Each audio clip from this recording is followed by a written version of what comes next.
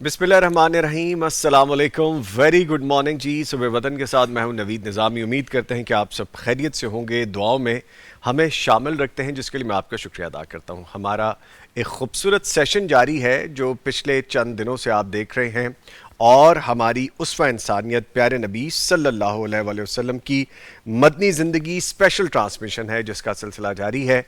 और आप आज इसका ऑलमोस्ट 10वां 11वां दिन देख रहे हैं। इस ट्रांसमिशन का मकसद क्या है कि हम आपको नबी मुकर्रम सल्लल्लाहु अलैहि वसल्लम की सीरत के हवाले से, हम अपनी अमली ज़िंदगी में क्या वहाँ से सीख सकते हैं और अपनी ज़िंदगियों में शामिल करके अपना ही भला कर सकते हैं, उसके बारे में बता रहे हैं। और यकीनन आपका फीडबैक हमें बता रहा है कि आपको इस चीज़ की अशद ज़रूरत थी। आप चाहते थे कि ऐसी ट्रांसमिशंस की जाए ताकि दीन की मुस्तनद शरई रहनुमाई आप तक पहुँच सके। अल्लाह ताला इस मोहब्बत को और इस तलब को बढ़ाते रहें, और हम इसी तरह से आपसे मिलते रहें और आप सीखते रहें, दुआ में हमें शामिल करते रहें। हमारा आज का जो मौजू होगा वह है फ़तह मक्का और खुतबा हज्जतुल विदा के हवाले से। फ़तह मक्का 8 हिजरी में बग़ैर खून खराबे के पेश आया, और जिसने जज़ीरा नुमा अरब में इस्लाम की बालादस्ती कायम की। और 10 हिजरी में नबी करीम सल्लल्लाहु अलैहि वसल्लम ने हज्जतुल विदा के मौके पर मैदान अरफात में 1 लाख से ज़ायद सहाबा कराम को तारीखी खुतबा दिया, जो इंसानी हकूक़ का पहला आलमगीर मंशूर है। थोड़ी सी इसकी अगर डिटेल में हम जाएं तो सुलह हुदैबिया की खिलाफ वर्जी कुरैश मक्का ने की, जिसके बाद आप सल्लल्लाहु अलैहि वसल्लम ने 10,000 मुजाहिदीन के साथ मक्का का रुख किया, और मुसलमानों ने मक्का में पुरअमन दाखिला हासिल किया। हमारी पिछली ट्रांसमिशंस में चंद दिन पहले भी आप इस गुफ्तगू के बारे में कुछ सुन चुके हैं। आज इसका डिटेल में हम जिक्र करेंगे कि आप सल्लल्लाहु अलैहि वसल्लम ने फतह के बाद अहले मक्का से फरमाया, आज तुम पर कोई मवाख़ज़ा नहीं, जाओ तुम सब आज़ाद हो। काबे को बुतों से पाक किया गया और तौहीन शिर्क का खात्मा हुआ। और हज्जतुल विदा 10 हिजरी के हवाले से चंद चीज़ें कि 9 ज़ुल्हज्जा 10 हिजरी को मैदान अरफात जबल रहमत के पास 1,24,000 से ज़ायद सहाबा कराम की मौजूदगी में इरशाद फरमाया, जिसमें मसावात के हवाले से, जान माल के तहफ़्फ़ुज़ के हवाले से, ख़वातीन के हकूक़ के हवाले से, सूद और जाहिलियत की रस्में ख़त्म करने के हवाले से, इमानतें लौटा देने के हवाले से बात की गई और हमें तलकीन की गई। आज हम उस पर कितना अमल करते हैं, या आज उससे हमें क्या इंस्पिरेशन मिलती है, और हम असल में क्या कर रहे हैं, इस पर गुफ्तगू करेंगे। हमारे आज के मेहमान कौन कौन हैं पहले वो बताते हैं, फिर आगे बढ़ेंगे। हमारे साथ तलावत कुरान करीम के लिए हाफिज़ अब्दुल हलीम बिन अब्दुल हमीद मौजूद हैं। इनको खुशामदीद कहेंगे। हाफिज़ साहब अस्सलाम वालेकुम, खैरियत से आप? अल्हम्दुलिल्लाह जी। और इनके साथ मौजूद हैं जनाब प्रोफेसर नजीबुल्लाह तारिक साहब, फ़ाज़िल मदीना यूनिवर्सिटी हैं। जब भी तशरीफ़ लाते हैं हमें बहुत सारी चीज़ें सिखा के जाते हैं। इनको भी खुशामदीद कहेंगे। सर अस्सलाम वालेकुम। वालेकुम सलाम व रहमतुल्लाह। खैरियत से सर? जी अल्हम्दुलिल्लाह। थैंक यू वेरी मच, आप तशरीफ़ लाए सर। और इनके साथ आपकी जानी पहचानी शख्सियत है, हदीस और शरई उलूम के उस्ताद हैं, PhD स्कॉलर हैं, आपके सवालात के जवाबात देते हैं, डॉक्टर मुफ्ती मौलाना मोहम्मद अजमल भट्टी साहब। डॉक्टर साहब अस्सलाम वालेकुम। वालेकुम अस्सलाम व रहमतुल्लाह। कैसे हैं सर? अल्हम्दुलिल्लाह रब्बिल आलमीन। माशाल्लाह। नहीं जी, खूबसूरत महफिल हमने सजा ली है। इस महफिल में आप भी शामिल हैं, और चंद एक चीज़ें आपके सामने रखेंगे, फिर बाकायदा ट्रांसमिशन का आगाज़ करते हैं। आज भी तलावत कुरान करीम से आगाज़ किया जाएगा। हमेशा की तरह आपकी लाइव कॉल्स ली जाएंगी सवालात जवाबात के लिए। आज की किताब के हवाले से आपको बताया जाएगा, और मौजू वही है जो कि मैंने अभी आपको कुछ मिनट पहले बताया, फ़तह मक्का और खुतबा हज्जतुल विदा, इसके हवाले से बात करेंगे। आप पैगाम टीवी के साथ ताउन करने वालों में शामिल हो सकते हैं, किस तरह से कि आप पैगाम क्लब के मेंबर बन सकते हैं। एक सहूलत के लिए नया नंबर हमने आपके लिए इशू कर रखा है कि आप डायरेक्ट इस पे बात करें। 24/7 आप कॉल कर सकते हैं 0301 087 2020। मैं दोहरा देता हूं 0301 087 2020। इस पे आप कॉल करके पैगाम क्लब के मेंबर बन सकते हैं। पैगाम क्लब के साथ, पैगाम टीवी के साथ ताउन करने वालों में शामिल हो सकते हैं। बाय द वे, अब तक के पैगाम क्लब मेंबर 1149 हो चुके हैं, 1149 इस फिगर को हम टच कर चुके हैं। इससे आगे इंशाल्लाह जाएंगे। इसके साथ आपको ये भी बताएं कि हमारा आज का ये जो सेशन है, ट्रांसमिशन है, आप तक पहुंचाने के लिए हमें ताउन भी हासिल है। ताउन करने वालों में कौन कौन है, आइए जानते हैं। ان میں شامل ہیں جی سلوا banaspati and cooking oil, Nemat banaspati and cooking oil, Hussain Habib trading private limited اور دارالسلام انٹرنیشنل کے تعاون سے یہ ٹرانسمیشن آپ تک پہنچائی جا رہی ہے۔ آپ نے ہمیں کال کرنی ہے، کال کرنے کے لیے نمبر نوٹ کر لیں 042111700 یعنی 042111700 اور 000 پہ ڈائل کیجئے، ہم سے بات کیجئے۔ برائے مہربانی جب آپ کال کریں ٹی وی کی آواز، ٹی وی کا والیوم بند کر لیا کریں۔ آپ سوالات جوابات کے لیے ہم سے رابطہ کر سکتے ہیں یا اپنی کسی رائے سے آگاہ کرنے کے لیے رابطہ کر سکتے ہیں۔ ایک گزارش اور بھی ہے، برائے مہربانی ہماری جب تک یہ ٹرانسمیشن چل رہی ہے صبح میں ہے اور اس میں آپ اس ٹاپک سے ریلیونٹ، اس موضوع کی مناسبت سے سوالات کر سکتے ہیں، خواب ہوں یا کوئی اور سوالات ہوں، ہم شامل انفارچونیٹلی نہیں کر پائیں گے، لیکن جب ہمارا روٹین کا صبح وطن کا پروگرام ہوا کرے گا اس میں ہم ضرور شامل کریں گے۔ اس کے علاوہ آپ اپنے شرعی سوالات کے جوابات جاننے کے لیے ہمیں میسج بھی کر سکتے ہیں اور وہ واٹس ایپ نمبر ہے 0321565200 یعنی 0321565200۔ اس پہ آپ ہمیں لکھ بھیجیے، بول کے یا لکھ کے میسج شیئر کر دیجیے۔ خواب بھی آپ دیکھتے ہیں، ان کی تعبیر بھی جاننی ہے، سو ہمیں لکھ بھیجیے اس واٹس ایپ نمبر پہ 0321024100 یعنی 0321024100 بول کے لکھ کے خواب ہمیں بھیج دیجیے۔ حافظ صاحب کی جانب بڑھتے ہیں، گزارش کرتے ہیں تلاوت قرآن کریم سے آغاز کیجیے۔ اعوذ باللہ من الشیطان الرجیم، بسم اللہ الرحمن الرحیم،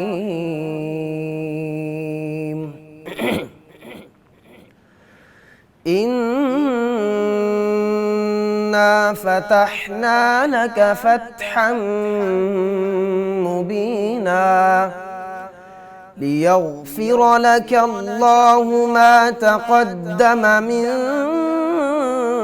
ذَنبِكَ وَمَا تَأَخَّرَ وَيُتِمَّ نِعْمَتَهُ عَلَيْكَ وَيَهْدِيَكَ صِرَاطًا مُسْتَقِيمًا وَيَنصُرَكَ اللَّهُ نَصْرًا عَزِيزًا هُوَ الَّذِي أَنزَلَ السَّكِينَةَ فِي قُلُوبِ الْمُؤْمِنِينَ هُوَ الَّذِي أَنزَلَ السَّكِينَةَ فِي قُلُوبِ الْمُؤْمِنِينَ لِيَزْدَادُوا إِيمَانًا مَعَ إِيمَانِهِمْ وَلِلَّهِ جُنُودُ السَّمَاوَاتِ وَالْأَرْضِ وَكَانَ اللَّهُ عَلِيمًا حَكِيمًا۔ صدق اللہ العظیم۔ جزاکم اللہ خیر، بہت شکریہ جی، اللہ تعالیٰ آپ کو جزائے خیر عطا فرمائے۔ حافظ صاحب سر خلاصہ۔ بسم اللہ الرحمن الرحیم، الحمدللہ رب العالمین والصلاة والسلام علی اشرف الانبیاء والمرسلین، اما بعد۔ نظامی بھائی، ہمارے قاری صاحب محترم نے سورہ فتح کی ابتدائی آیات تلاوت کی ہیں۔ ان آیات کے اندر اللہ رب العزت نے اپنے حبیب، اپنے خلیل صلی اللہ علیہ وسلم کو ایک عظیم بشارت سنائی ہے، اور وہ موقع تھا صلح حدیبیہ کا۔ حضرت عبداللہ بن مسعود رضی اللہ تعالیٰ عنہ کہتے ہیں اپنے دوستوں کو، ساتھیوں کو، جی کہ تم سمجھتے ہو کہ فتح مکہ ہی سب سے عظیم فتح ہے، جبکہ ہمارے نزدیک صلح حدیبیہ کی جو صلح ہے وہ بہت بڑی فتح تھی۔ جی ہوا کیا ہے کہ اللہ کے نبی صلی اللہ علیہ وسلم اپنے 1400 جانثاروں کے ساتھ عمرے کے لیے تشریف لائے ہیں۔ جب حدیبیہ کے مقام پر پہنچے تو پتہ چلا کہ مکہ والے تو جنگ کی تیاری کر رہے ہیں، تو آپ وہاں رک گئے۔ پھر مذاکرات کا سلسلہ چلا اور اینڈ پر صلح نامہ ہوا، جس کو ہم صلح حدیبیہ کے نام سے یاد کرتے ہیں۔ اس صلح کے اندر ایسی شرائط تھیں جو بظاہر مسلمانوں کے بہت خلاف تھی، لیکن اللہ کے نبی صلی اللہ علیہ وسلم نے خون ریزی سے بچنے کے لیے، لڑائی سے بچنے کے لیے صلح کر لی۔ اور اللہ کے حکم سے کر لی۔ اب اس پر اضطراب تھا۔ حضرت عمر رضی اللہ تعالیٰ عنہ کہتے کہ میں بار بار آتا اللہ کے نبی سے پوچھتا، اللہ کے نبی ہم 1400 کو لشکر لے کر آئے ہیں تو ہم یہ شرطیں کیوں قبول کر رہے ہیں؟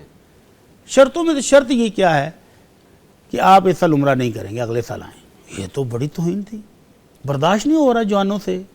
وہ جان نثار جو تیار ہو کے آئے تھے عمرے کے لیے، اب ان سے برداشت نہیں ہو رہا۔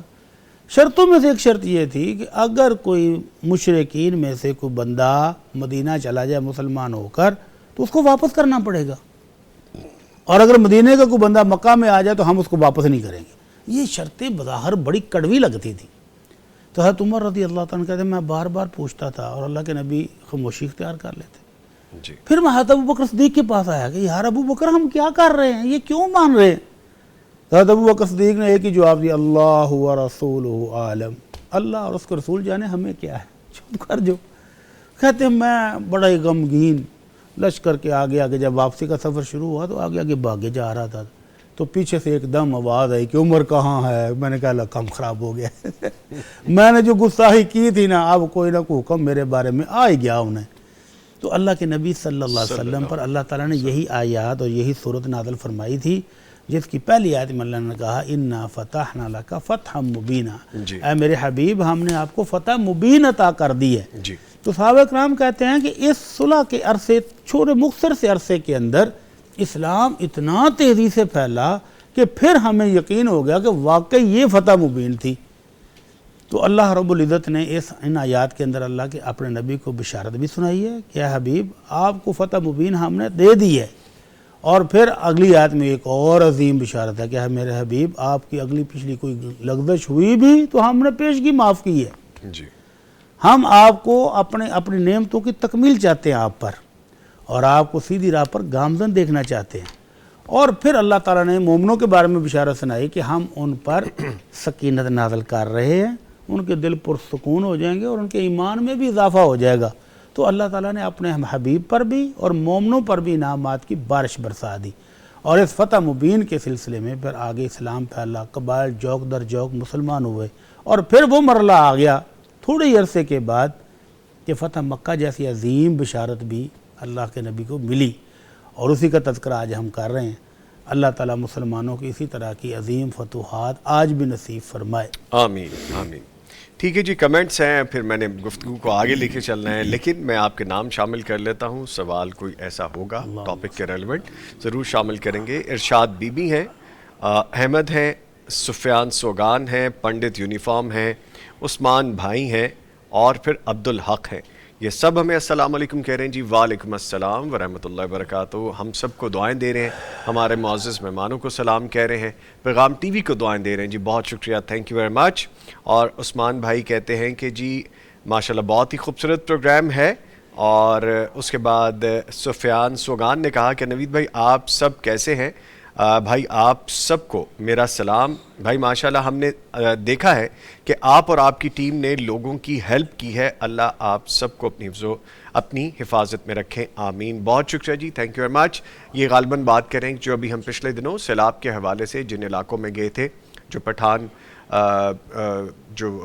منڈی تھی، پٹھان کالونی سوری، اور پھر شادرہ سے آگے گئے تھے اور دوسرے ٹاؤنز تھے، تو وہاں پہ ماشاءاللہ پیغام ٹی وی اور زمزم ویلفیئر فاؤنڈیشن ہم سب نے، یعنی کہ ہم ایک ہی ہیں، اور ہمارے دونوں جو ہمارے پلیٹ فارمز ہیں پیغام کے ساتھ ہی منسلک ہیں، وہاں پہ لوگوں کی ہیلپ کے ساتھ کھانا، پانی، راشن، جو میڈیکیشن ہیں، اور ہیلپ کرنے کے لیے کوئی کام، کوئی ضروری اشیاء جو چاہیے ہوتی ہیں، جو ہیلپنگ ہینڈ بن سکتے تھے، ہم بنے ہیں۔ تھینک یو ویری مچ۔ آگے بھی یہ سلسلہ جاری رہے گا۔ بائی دی وے ہمارے پروجیکٹ پانی کے حوالے سے بھی جاری ہیں، تعمیر کے حوالے سے بھی جاری ہیں، اور ایجوکیشن کے حوالے سے بھی جاری ہیں، آپ اس میں شامل ہو سکتے ہیں۔ اچھا جی، اور ایک اور کمنٹ شامل کر لیتے ہیں۔ عبدالحق کہتے ہیں کہ آج نعت خواں قاری عبدالمتین عزیزی صاحب ہیں، ان کو میرا سلام کہنا ہے کہ حافظ احتشام الحق بہاول نگری آپ کو سلام پیش کرتے ہیں۔ جی ایڈوانس میں سلام پیش کر دیا، ٹھیک ہے۔ نہیں جی نہیں، میں بھولا نہیں، نیچے انہوں نے لکھ دیا کہ آپ میرا سلام کہنا بھول گئے ہیں، بالکل نہیں بھولے جی۔ سفیان نجم بھی سلام کہہ رہے ہیں، تھینک یو ویری مچ۔ نجیب اللہ طارق صاحب ہمارے ساتھ موجود ہیں۔ پروفیسر صاحب خیریت سے آپ؟ ماشاءاللہ جی الحمدللہ الحمدللہ۔ سر ہم چونکہ بات کر رہے ہیں فتح مکہ اور خطبہ حجۃ الوداع کے حوالے سے، تو گفتگو کا آغاز آپ سے کرتے ہیں کہ اسلام کے بدترین دشمن ابو جہل کے بیٹے اکرمہ کو معاف کر دینا، یہ بھی ایک مثال ہے، اور دنیا کی تاریخ میں اس درجے کی جنرل ایمنسٹی کی کوئی اور ایگزامپل، کوئی اور مثال نہیں ملتی، جہاں ذاتی انتقام کو مکمل طور پر دفن کر کے دلوں کو فتح کرنے کے حوالے سے ہمیں پیغام ملتا ہے. فرمائیے گا. بسم اللہ الحمدللہ واشہد ان لا الہ الا اللہ واشہد ان محمدًا عبدہ ورسولہ اما بعد. نظامی صاحب، میں ایک بہت بڑے عالم کا ایک مقولہ پڑھ رہا تھا. وہ کہتے تھے کہ آپ بڑی سے بڑی فوج کے ساتھ کسی علاقے کو فتح کر سکتے ہیں، کسی قوم کو فتح نہیں کر سکتے. قوم کو فتح فوج سے نہیں کیا جاتا، قوموں کو وہ اخلاق و کردار سے کیا جاتا ہے اور ان کے ساتھ ہمدردی کے ساتھ کیا جاتا ہے. جی. اچھا، یہاں ایک بات میں کہہ دوں کہ دشمن کو شکست دے کر اتنی خوشی نہیں ہونی چاہیے اگر دشمن کو آدمی دوست بنا لے. یعنی دشمن کو جیت کر خوشی حاصل ہونی چاہیے. نہیں، وہ خوشی حقیقی خوشی نہیں ہونی چاہیے.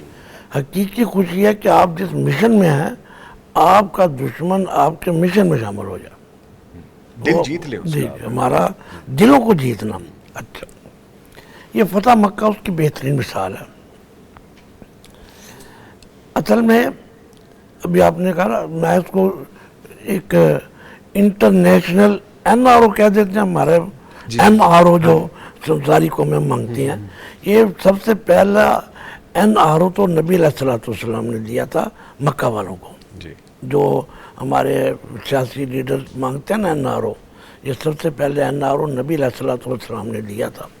اور اس این آر او یا جو عام معافی جس کو کہتے ہیں، جی جی، اس میں میں صرف دو تین چیزوں کی طرف نا خصوصی طور پہ اپنے ناظرین اور سامعین کی توجہ دلانا چاہتا ہوں. فتح مکہ ایک ایسا واقعہ ہے جو مسلمانوں کی عظمت کو جی اور ہمارے دین کی حقیقی روح کو جی اور نبی علیہ السلام کی شخصیت کی کردار کا آئینہ دار ہے کہ دشمن قابو آ چکا ہے اور وہ اطاعت قبول کر چکا ہے، شرمندہ ہے، سر جھکائے بیٹھا ہے. اور ان دشمنوں ہیں کون؟ ان دشمنوں میں وہ ہیں جنہوں نے نہ صرف یہ کہ نبی علیہ السلام کے راستے میں کانٹے بچھائے، نبی علیہ السلام کے صحابہ کو شہید کیا، اور ان 8 سالوں میں 3 بڑی جنگیں بھی لڑی ہیں.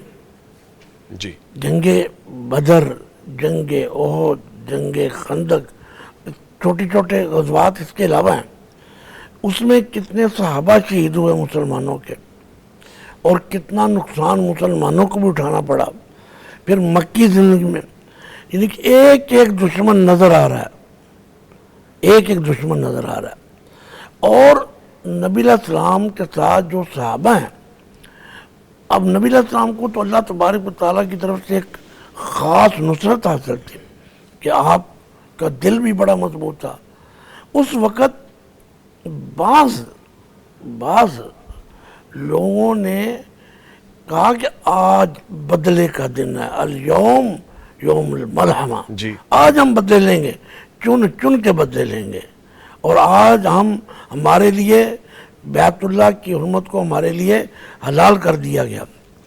نبی علیہ السلام کو پتہ چلا کہ یہاں انتقام کی باتیں ہو رہی ہیں. جی. آپ کہا نہیں، مجھے اللہ نے رحمت اللہ عالمین بنا کے بھیجا نا. فرمایا نہیں، ملحمہ نہیں، مرحمہ، آج رحم کا، ترس کا، معافی کا دن ہے. اور یہ وہ چیزیں، یہ الفاظ وہی شخص ادا کر سکتا ہے جو واقع رحمت اللہ عالمین ہو. ٹھیک ہے. دوبارہ آئیں گے سر آپ کی جی، طرف. جی، مفتی صاحب بیٹھے مفتی صاحب سے بھی بات کرتے ہیں. سر, تاریخ کے بڑے فاتحین شہروں کو خون سے نہلا دیتے ہیں, جیسا ابھی سر بھی ذکر کر رہے ہیں کہ آج تو میں طاقت میں ہوں, تو آج تو کوئی مقابل ہی نہیں ہے میرے. لیکن 10,000 کا لشکر لے کر جب کائنات کے سب سے بڑے فاتح مکہ میں داخل ہوتے ہیں اور وہ سامنے لوگ ہوتے ہیں جنہوں نے 13 سال ظلم کی انتہا کر دی, اور پھر اس مکمل طاقت, عروج, دسترس ہونے کے باوجود آج رحم کے دن کا اعلان کر دیا جاتا ہے. فرمائیے گا.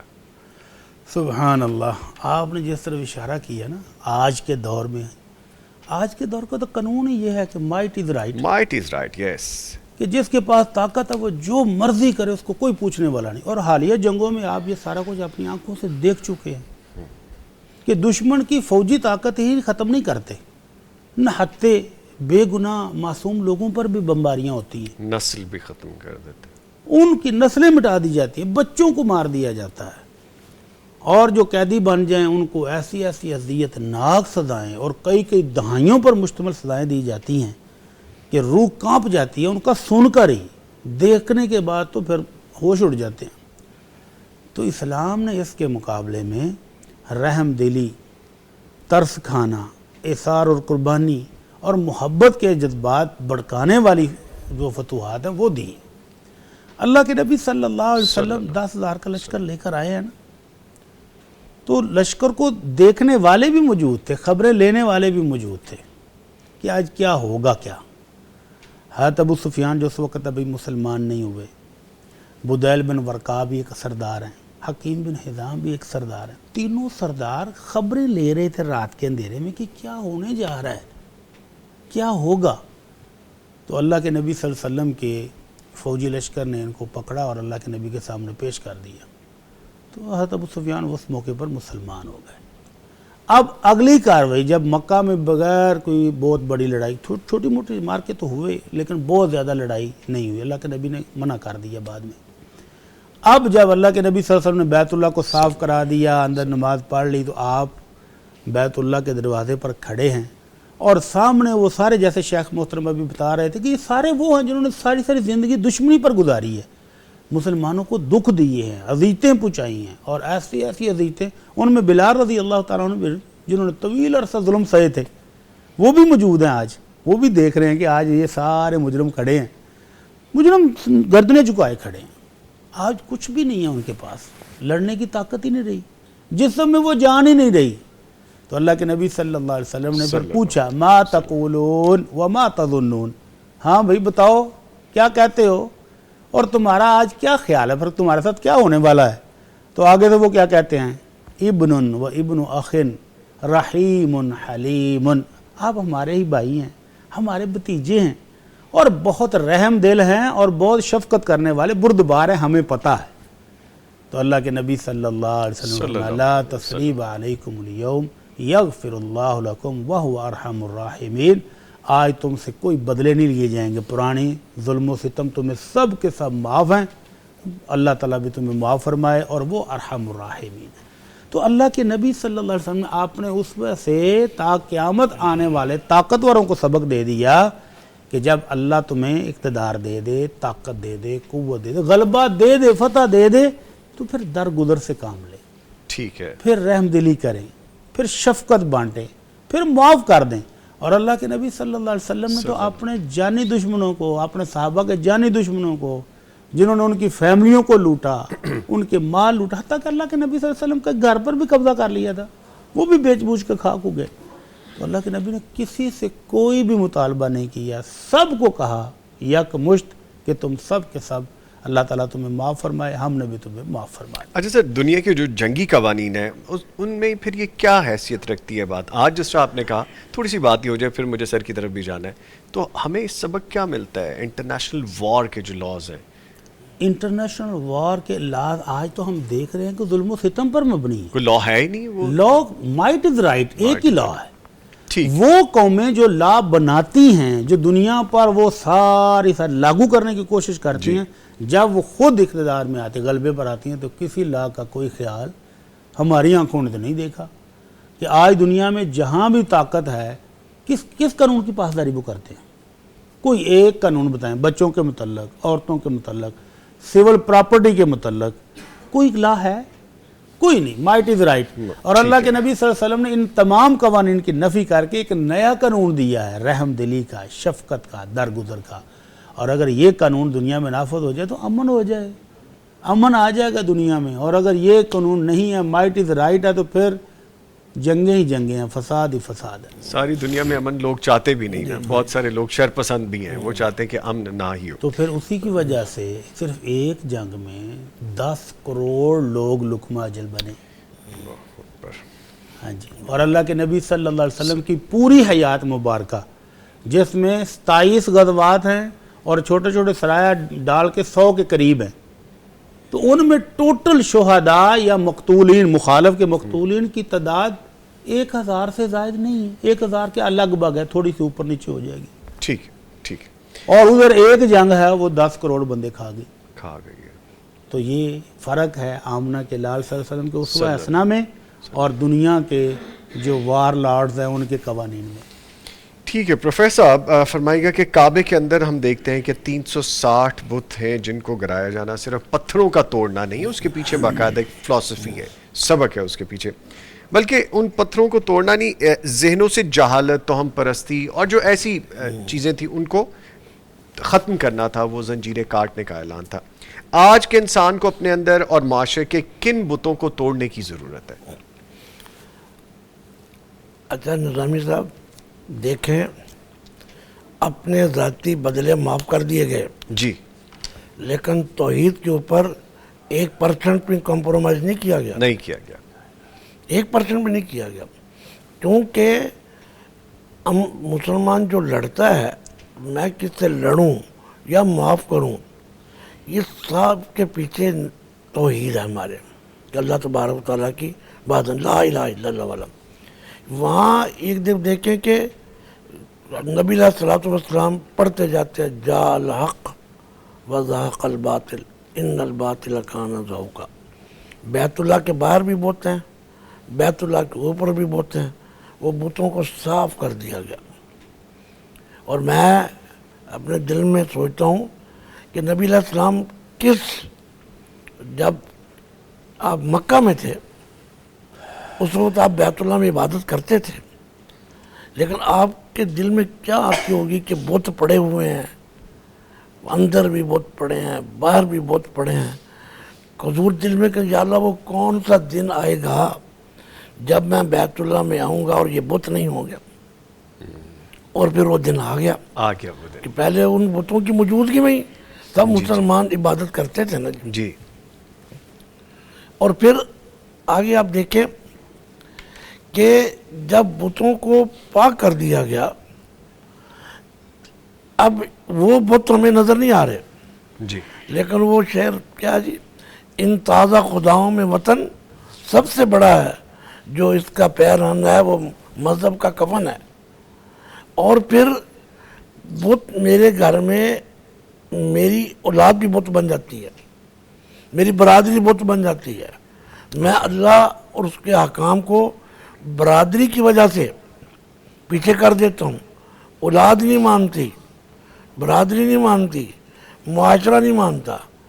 لیکن ہمارے لیے اسوہ حسنہ نبی علیہ السلام نے حضرت ابراہیم علیہ السلام کو دیکھے نا کہ یہ بت اب نظر نہیں آ رہے ہمیں، وہ پتھر کے بت نظر نہیں آ رہے، لیکن زبان کیا میں جو سر بہ سجدہ ہوا کبھی تو زمین سے آنے لگی صدا، تیرا دل تو ہے صنم آشنا، تجھے کیا ملے گا نماز میں. زبان سے کہہ بھی دیا لا الہ تو کیا حاصل، دل و نگاہ مسلمان نہیں تو کچھ بھی نہیں. یہ بت ہیں جن بتوں کو ہم نے پالا ہوا ہے. اور صریحاً اچھا آج کل یعنی کہ مجھے نہیں پتا کہ ہمارے یہ جو حکومتی پالیسیاں کہتے ہیں کہ کیا ہے، لیکن اب مجھے بتائیں کہ یہ کوئی بت بنے ہوئے ہیں ہمارے ملک میں، یہ بڑے بڑے جو سیاستدان ہیں وہ بھی بت بنے ہوئے ہیں، لوگ ان کی پوجا تک کرنے کے لیے تیار ہیں، اور مذہبی پیشوا بت بنے ہوئے ہیں. وہ کہتے ہیں ہمارا فرمایا ہوا سند ہے، جو میں نے فرما دیا وہ سند ہے، جو میں نے کہہ دیا وہ سند ہے۔ پروفیسر صاحب جیسے آپ فرما رہے ہیں یہ انا کے بت ہیں یا یہ اپنی بدمستی کے بت ہیں، یہ ذات کے بت ہیں، یہ کیا ہے یہ؟ میں بتاتا ہوں تھوڑا سا، یہ انا کے بت ہیں، مفاد پرستی کے بت ہیں، مجھے ان سے مفاد ملتا ہے۔ اچھا، اب ایک چیز جس کی طرف میں خصوصی طور پہ توجہ دلانا چاہتا ہوں کہ ہم نے، اللہ نے کہا طاغوت، یہ ہمارے ہاں طاغوت ہیں۔ طاغوت وہ کہتے ہیں ہر وہ چیز جس کی اللہ کے علاوہ عبادت کی جائے، اس کی بات مانی جائے۔ اب یہ تو ایک 2 اور 2 4 جو آدمی سمجھتا ہے اس کو بھی پتہ چل جاتا ہے، یہ طاغوت بنے ہوئے ہیں۔ ٹھیک ہے ٹھیک ہے، چلیں ہم ٹاپک کی طرف واپس آتے ہیں اور یہاں پہ ایک چھوٹا سا بریک لے لیتے ہیں، اور بریک سے جانے سے پہلے میں حافظ صاحب کا ہم شکریہ ادا کر دیتے ہیں۔ حافظ عبدالحلیم بن عبدالحمید صاحب، شکریہ آپ تشریف لائیں، مہربانی۔ اور یہاں پہ ایک وقفہ لے رہے ہیں جو اس کے بعد دوبارہ حاضر ہو رہے ہیں، ہمارے ساتھ رہیے۔ لیں جی، آپ کو آج کی کتاب کے بارے میں بتا دیتے ہیں اور پھر آگے چلیں گے گفتگو کو لے کے۔ دیکھیے جی، آج کی خوبصورت کتاب ایک اور کتابوں میں مسلم لائبریری میں اضافہ ہے، پیغمبر اسلام محمد مصطفیٰ صلی اللہ علیہ وآلہ وسلم۔ یہ جی آج کی کتاب ہے، اور نبی مکرم صلی اللہ علیہ وآلہ وسلم سیرت نبوی کے مختلف اہم اور روشن پہلوؤں پر مشتمل ایک خوبصورت اور فکر انگیز یہ کتاب ہے۔ اس میں نبی کریم صلی اللہ علیہ وآلہ وسلم کی صفات و کمالات، حیات مبارکہ، دعوت و پیغام، اخلاق و تہذیب، عورتوں اور انسانی حقوق، ہجرت، احادیث نبوی صلی اللہ علیہ وآلہ وسلم، ختم نبوت اور اسلامی تجارت اور معیشت جیسے موضوعات کو مؤثر انداز میں پیش کیا گیا ہے۔ کتاب سیرت طیبہ کو محض تاریخ نہیں بلکہ آج کی زندگی کے لیے مکمل رہنمائی فراہم کرتی ہے۔ اگر یہ کتاب آپ حاصل کرنا چاہتے ہیں، دارالسلام کے تمام شو رومز، تمام آؤٹ لیٹس پہ آپ کو فزیکل اویلیبل ہے، آپ وہاں سے بائی کر سکتے ہیں، یا پھر darussalam.pk پہ جائیے، آرڈر پلیس کیجئے، کتاب آپ کو انشاءاللہ ڈیلیور ہو جائے گی۔ آج کی کتاب کو ہم آج اسی جگہ پہ لگاتے ہیں جہاں پہ ہم اپنی کتابوں کو ڈیلی ڈسپلے کیا کرتے ہیں۔ تھوڑی سی فلیشی ہے بٹ اس کو ہم چلیں مچ بیٹر۔ لیکن جی، آپ کی آج کی کتاب کے ساتھ ہم مزید اپنے جو معزز مہمان ہمیں جوائن کر چکے ہیں ان کے بارے میں آپ کو بتاتے ہیں۔ ہمیں جوائن کر چکے ہیں جی ڈاکٹر عبدالغفور راشد صاحب۔ ڈاکٹر صاحب کو ویلکم کریں گے۔ سر السلام علیکم۔ وعلیکم السلام ورحمۃ اللہ خیریت سے ہیں وبرکاتہ۔ سر؟ Thank you. مہربانی آپ کی، آپ ہمیں وقت دے دیا کرتے ہیں۔ Thank you very much for coming جی، بہت میں شکریہ سمجھتا ہوں آپ کی مہربانی ہمیں بلا لیتے ہیں۔ سر۔ محبت ہے، بڑے جب اتنی محبت اور شفقت کا مظاہرہ کریں تو ہمیں پھر اور اچھا لگتا ہے۔ تھینک یو ویری مچ، بہت شکریہ۔ ان کے ساتھ ایک اور قداور شخصیت موجود ہیں جی، اور یہ ہے ناظم اعلیٰ مرکزیہ پاکستان فضیلت الشیخ مولانا عبدالرشید حجازی صاحب۔ ان کو بھی خوش آمدید کہتے ہیں۔ سر السلام علیکم۔ وعلیکم السلام ورحمۃ اللہ کیسے ہیں سر؟ خیریت سے ہیں؟ الحمدللہ ماشاء اللہ۔ حجازی صاحب سے خاص محبت کا میرا اور بھی رشتہ بن گیا جی۔ جب ہم نماز کے بعد ملتے ہیں مسجد میں تو مجھے زور سے سینے سے لگاتے ہیں اور ڈھیر ساری دعائیں دیتے ہیں، اس کے لیے بھی میں آپ کا بہت شکریہ ادا کرتا ہوں۔ آپ اتنی شفقت کرتے ہیں سر، تھینک یو ویری مچ، بہت شکریہ جی۔ لے جی، ہم گفتگو کو لے کے چلتے ہیں آگے، اور چونکہ ہمیں ڈاکٹر صاحب بھی جوائن کر چکے ہیں، ہمارے ساتھ پروفیسر نجیب اللہ طارق صاحب بھی موجود ہیں، اور مفتی مولانا محمد اشرف بھٹی صاحب بھی موجود ہیں، تو چلتے ہیں پہلے ڈاکٹر عبدالغفور راشد صاحب کی جانب۔ ڈاکٹر صاحب، ہم چونکہ گفتگو کر رہے ہیں آج، اپنا ٹاپک فتح مکہ اور خطبہ حجۃ الوداع کے حوالے سے آپ کو شامل کر لیتے ہیں کہ آج امریکہ اور یورپ میں جو بلیک لائیوز، جو میٹر جیسی تحریکیں چل رہی ہیں، آپ کو پتہ ہے کہ بہت ساری اور بھی تحریکیں چل رہی ہیں، تو ہم اس سے گفتگو کو آگے لے چلتے ہیں۔ فتح مکہ کے دن قریش کے بڑے بڑے سردار کعبے کے نیچے کھڑے اور چھت پر ایک سیاہ فام سابقہ غلام حضرت بلال حبشی رضی اللہ تعالیٰ عنہ آذان دے رہے ہیں۔ کیا منظر ہوگا جس کو ہم سوچتے ہیں جب، تو نسلی غرور اور تکبر کا جنازہ نکالنے والا منظر آج کے معاشرے کو کیا جھٹکا دیتا ہے کہ ایک غلام جس نے قید و بند کی صحبتیں، اتنے ظلم 13 سال برداشت کرنے کے بعد آج اس مقام پہ۔ بسم اللہ الرحمن الرحیم۔ پہلے تو آپ کا بہت شکریہ کہ آپ نے انتہائی اہم ٹاپک چنا ہے، اور اس پہ ہم جیسے درویشوں کو، فقیروں کو دعوت سخن دی ہے، اور ساتھ ہی آپ نے جو ترتیب بنائی ہے امریکہ یورپ کی تحریک کی، اور اس عظیم دن کی، عظیم وقت کی، اور پھر نبی کریم صلی اللہ علیہ وسلم کے اس انتخاب کی کہ بڑی ایک مماثلت بنتی ہے۔ تقریباً 2020 کے قریب ایک سیاہ فام نوجوان کو سفید فام پولیس تشدد کا نشانہ بناتی ہے اور مار دیتی ہے جی، اور یہیں سے آغاز ہوتا ہے تحریک کا۔ جی، سیاہ فام لوگ اکٹھے ہو جاتے ہیں، کھڑے ہو جاتے ہیں، اور یہ واقعہ وہاں پیش آتا ہے کہ جو دنیا میں تہذیب و تمدن کے شاہکار گنے جاتے ہیں اور جنہیں رہنما کہا جاتا ہے، جنہیں کہا جاتا ہے کہ یہ پوری دنیا کو رہنمائی کر رہے ہیں اور کمانڈ کر رہے ہیں، وہاں ایسا واقعہ پیش آنا واقعتاً ایک بڑا المناک حادثہ ہے، اور پھر وہ تحریکیں جنم لیتی ہیں۔ جی، تو اس کے ساتھ ہی مسلمان تفاخر کے ساتھ اور بڑے فخر کے ساتھ یاد کرتے ہیں کہ ہمارے آقا علیہ الصلوۃ والسلام جنہوں نے 13 سال مسلسل مکہ کے اندر تشدد برداشت کیا، مخالفتیں برداشت کیں، شکاوتیں، عداوتیں، ظلمتیں، سب کچھ سہتے رہے، اور پھر مدینہ جا کر بھی آپ نے طاقت ہونے کے باوجود، وہاں پہ ریاست بڑھنے کے باوجود کسی کو انتقام کا نشانہ نہیں بنایا، کسی پہ تشدد نہیں کیا، بلکہ آپ کا جو وہاں پہ سب سے پہلا درس تھا وہ اخوت کا تھا۔ آپ نے انصار مدینہ کو اور مہاجرین مکہ کو سب کو بھائی بھائی بنایا، اور وہاں غریب بھی امیر بھی سارے ایک سب میں کھڑے کر دیے، اور سب کو اخوت کا صرف درس نہیں دیا بلکہ اس لڑی میں سب کو پرو دیا۔ اور پھر وہاں بیٹھ کر آپ جو سلطنت کا قیام کرتے ہیں، ریاست کا قیام ہوتا ہے، پوری دنیا کے لیے ایک بہترین پیغام ہوتا ہے۔ اور پھر آپ نے ان 10 سالوں میں 84 جنگیں لڑی ہیں۔ ان جنگوں میں بعض میں آپ خود شریک رہے اور بعض میں آپ شریک نہیں رہے، جن میں شریک رہے ان کو غزوہ کہتے ہیں، جن میں شریک نہیں رہے ان کو سریہ کہتے ہیں، سرایا۔ ان میں مسلمانوں نے اپنے جوہر دکھائے، اور وہ جو بڑے بڑے اپنے آپ کو جابر اور عامر سمجھتے تھے، بڑے طاقتور سمجھتے تھے، ان کو تہہ کیا، بلکہ ان کو زمیں بوس کر دیا۔ بالآخر وہ وقت آتا ہے کہ جب مکہ فتح ہوتا ہے، وہ مکہ مکرمہ جہاں سے نبی کریم صلی اللہ علیہ وسلم بڑے ہی آزردہ حال اور بڑی پریشان طبیعت کے ساتھ نکلے تھے، اور مڑ مڑ کے کعبۃ اللہ کی طرف دیکھتے تھے کہ کیا مجھے وہ وقت ملے گا کہ میں یہاں آ کے نماز پڑھ سکوں گا، یہاں داخل ہو سکوں گا، یہ میرا وہ گھر ہے، یہ میرا وہ میرے سکون اور پیار کی جگہ ہے، قرار کی جگہ ہے، جسے میرے جد امجد نے بنایا تھا، اور کہا تھا کہ اللہ میں نے بنا تو دیا ہے، 2-3 باتیں ہیں، 2-3 میری آرزویں ہیں۔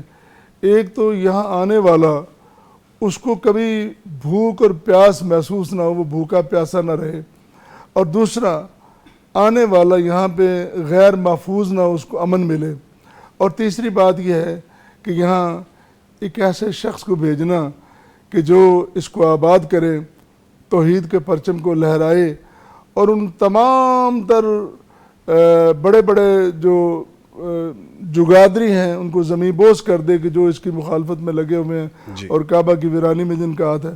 آج وقت آیا، لیکن سب سے بڑی بات یہ ہے، اقتدار ملنے کے بعد، طاقت ملنے کے بعد، نبی کریم صلی اللہ علیہ وسلم کا جو سب سے پہلا پیغام ہے وہ یہی ہے کہ لا تثریب علیکم اليوم، آج کسی قسم کا مواخذہ نہیں ہوگا۔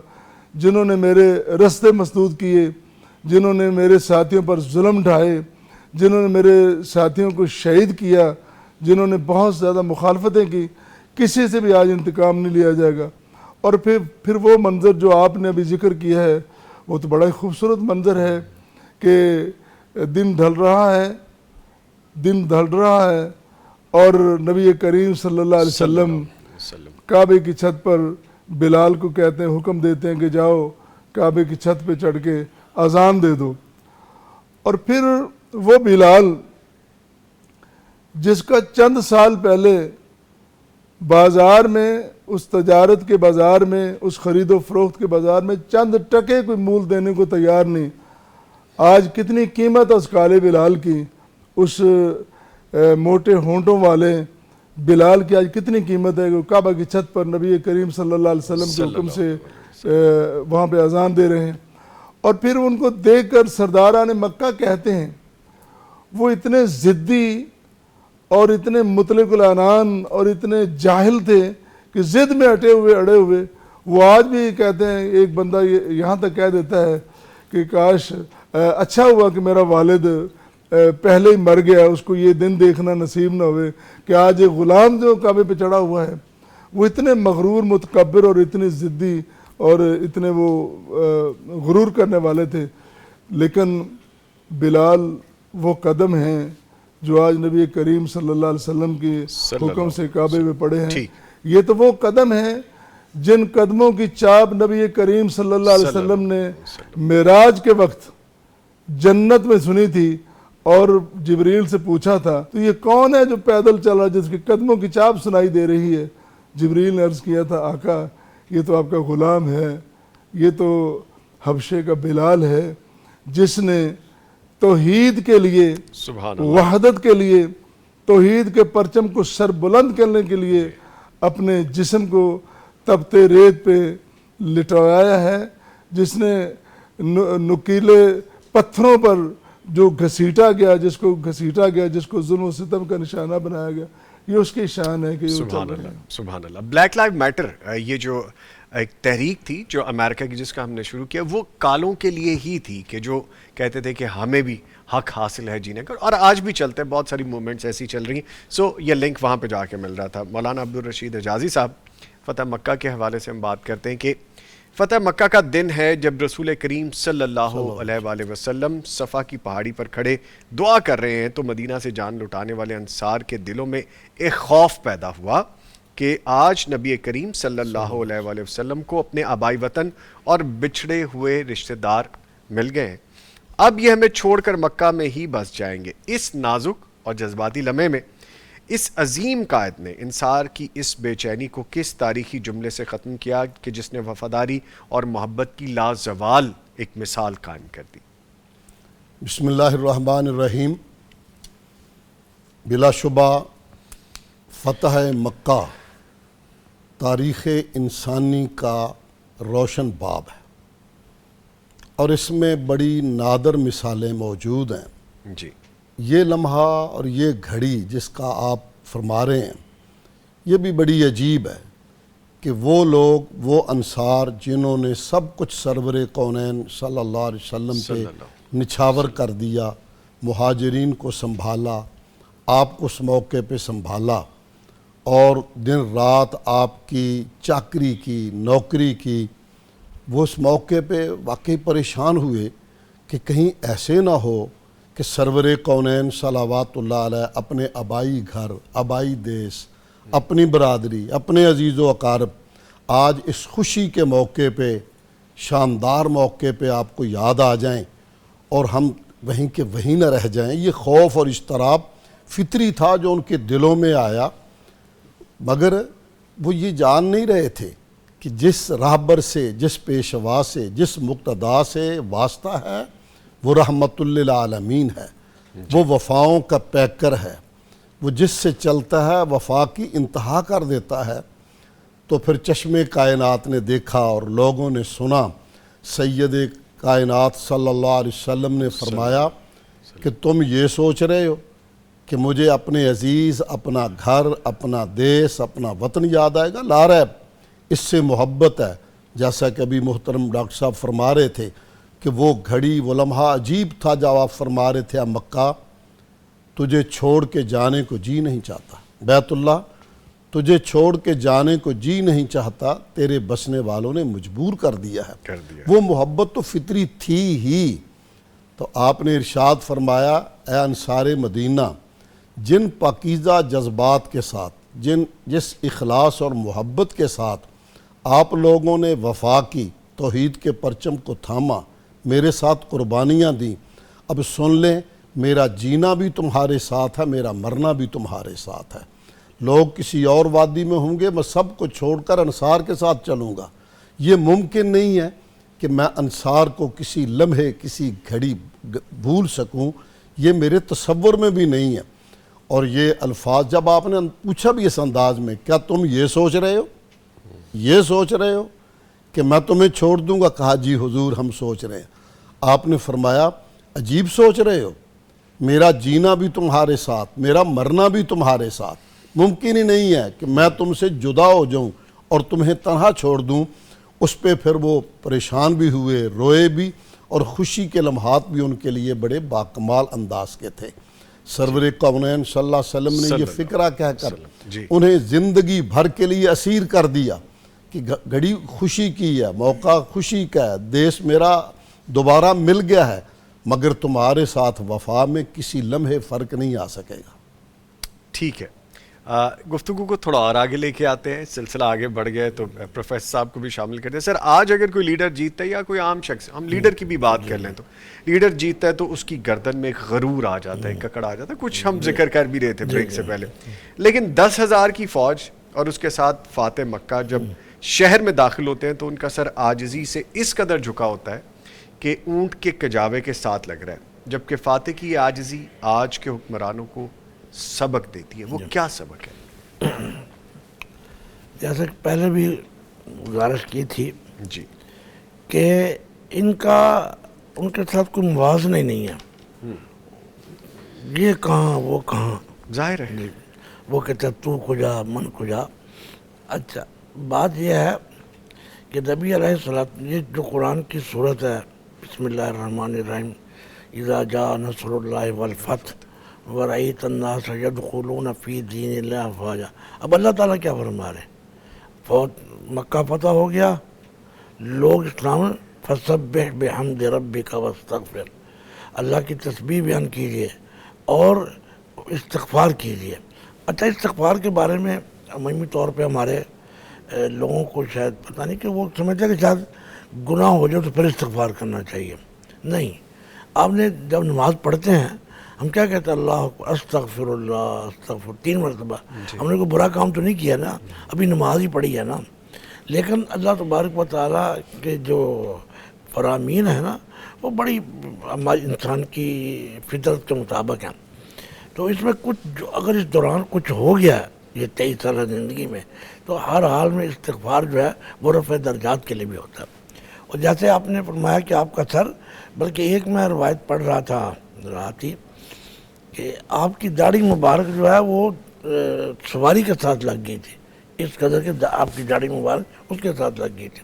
ٹھیک ہے مفتی صاحب، فرمائیے گا کہ جو جنگوں میں نفسیات، جیسا سائیکلوجیکل وارفیئر کی ہم بات کر رہے تھے کچھ دیر پہلے، اس کو بڑی اہمیت دی جاتی ہے، بڑا امپورٹنٹ سمجھا جاتا ہے۔ لشکر اسلام کا رات کے اندھیرے میں مکہ کے باہر 10,000 الاؤ روشن کرنا اور ابو سفیان کو منظر دکھانا کہ یہ خون ریزی سے بچنے اور دشمن کے اعصاب شل کرنے کی کیسی کمال جنگی اور نفسیاتی حکمت عملی ہے۔ آپ کچھ نہیں کر رہے، صرف ان کو اپنی اسٹرینتھ دکھا رہے ہیں، تو یہ کیسی وارفیئر سائیکالوجی ہے؟ نبی کریم صلی اللہ علیہ وسلم نے جو اس وقت نفسیاتی دباؤ بڑھایا، یہ آج کے دور میں بھی ابھی تک بہترین جنگی حربہ شمار کیا جاتا ہے۔ جی آج بھی جنگیں وہی جیتی ہیں جن کے اعصاب مضبوط ہوں۔ اسلحے کی بنیاد پر جنگیں جیتی جاتی ہیں لیکن تھوڑی، اسلحہ ہے، فوج ہے، فلاں ہے، ساری چیزیں کاؤنٹ کرتی ہیں، لیکن اعصاب جب تک مضبوط نہ ہوں لیڈر کے، قائد کے اور فوجیوں کے، اس وقت تک جنگیں صرف اسلحے کی بنیاد پر جیتنا ممکن ہی نہیں ہے۔ تو اللہ کے نبی صلی اللہ علیہ وسلم نے اس جنگ میں بھی یہی جنگی حربہ استعمال کیا۔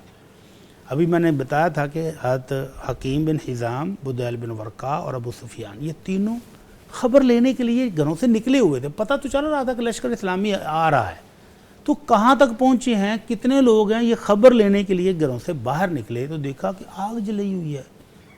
تو آپس میں مشورہ کرتے ہیں کہ یہ اتنے لوگ ہیں، یعنی آگ کھانا پکانے کے لیے یا دشمن کو دکھانے کے لیے کیا ہو رہا ہے بھائی؟ تو ایک نے کہا کہ یہ تو بنو عمر لگتے ہیں۔ بنو عمر بہت بڑا قبیلہ تھا۔ ابو سفیان کہتے ہیں نہیں، ان کی تعداد اتنی نہیں ہے، یہ تو کوئی اور ہی منظر لگتا ہے۔ کہتے ہیں یہ تو ایسے لگتا ہے جیسے عرفہ کے دن جیسے حاجی آگ جلاتے ہیں نا عرفہ کی رات کو، وہ آگ لگتی ہے، نہیں وہ اتنی وہ بھی نہیں۔ تو اللہ کے نبی صلی اللہ علیہ وسلم نے جب یہ اعصابی حربہ ان کے خلاف استعمال کیا تو وہ سہم گئے کہ نہیں اب ان کا مقابلہ یہ اتنی تعداد میں آ گئے ہیں، اب مقابلہ ممکن نہیں ہے۔ اسی لیے جب حضرت ابو سفیان کو اللہ کے نبی صلی اللہ علیہ وسلم کی خدمت میں پیش کیا گیا تو فوراً مسلمان ہو گئے کہ اب لڑائی کی سکت ہم میں نہیں ہے، اتنا بڑا لشکر۔ تو یہ واقعتاً اعصابی جنگ تھی، اور اعصابی جنگ بھی اللہ کے نبی صلی اللہ علیہ وسلم نے ہی جیت لی۔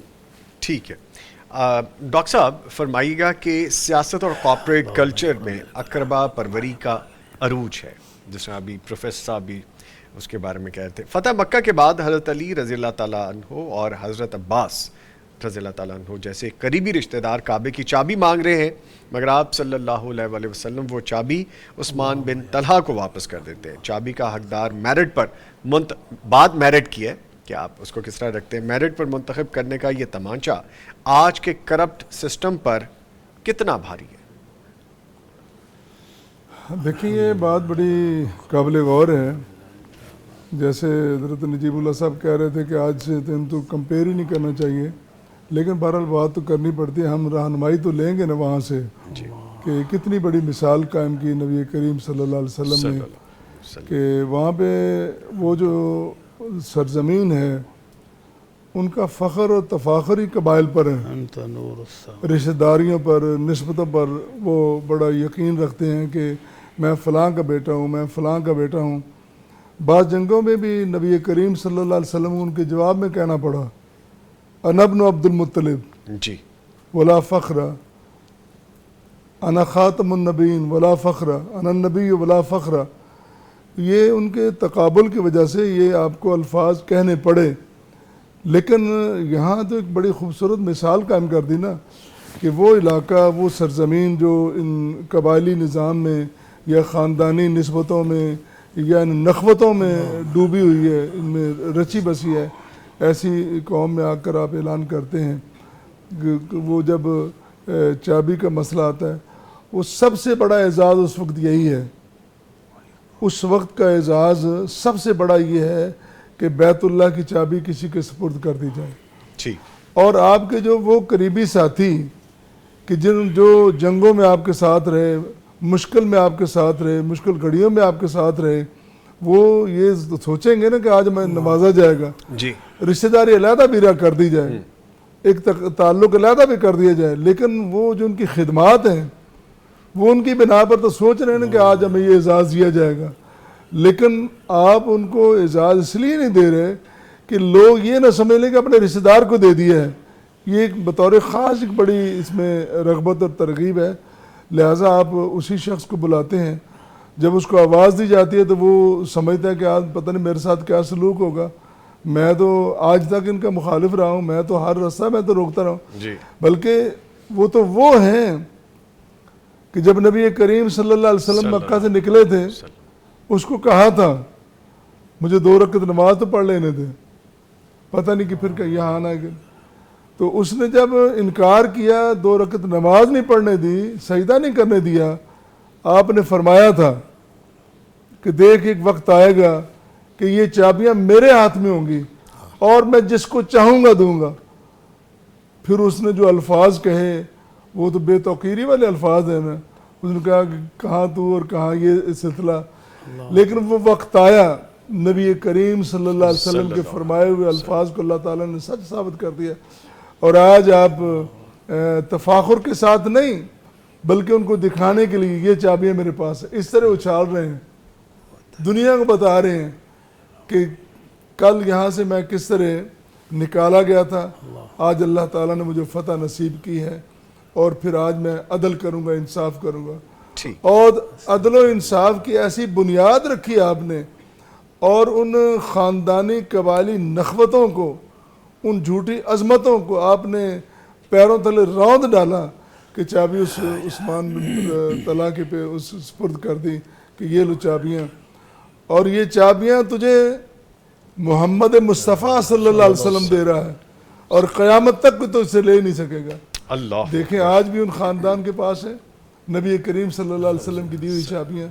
تو یہ جو خاندانی نخوتیں ہیں، یہ جھوٹی عظمتیں ہیں، یہ تفاخر ہے، یہ فخر ہے، یہ تکبر ہے، یہ غرور ہے، کیا ہوتا ہے خاندان، کیا ہوتا ہے خاندانی جو نخوت اور یہ جھوٹا تکبر ہے، یہ تو نبی کریم صلی اللہ علیہ وسلم نے پیاروں تلے رون ڈالا تھا. ٹھیک.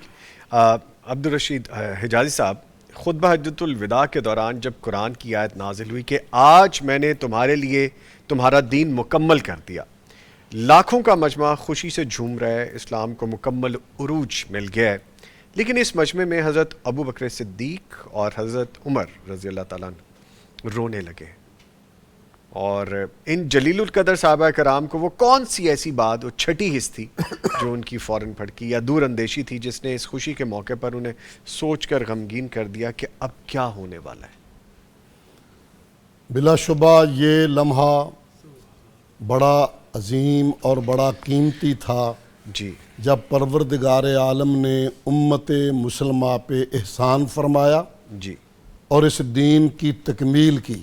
یہ بہت بڑا اعزاز تھا. بلا شبہ مسلمان اس وقت خوشی سے جھوم رہے تھے، اور موقع بھی ایسا تھا.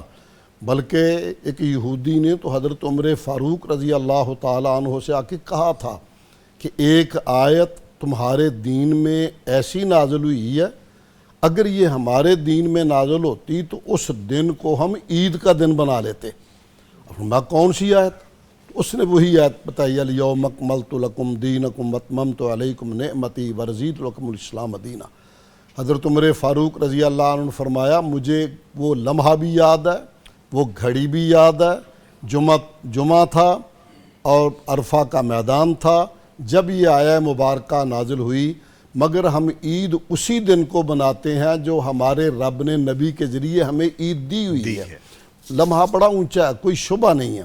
یہ اتنا کیا کہنا چاہیے باسعادت لمحہ تھا.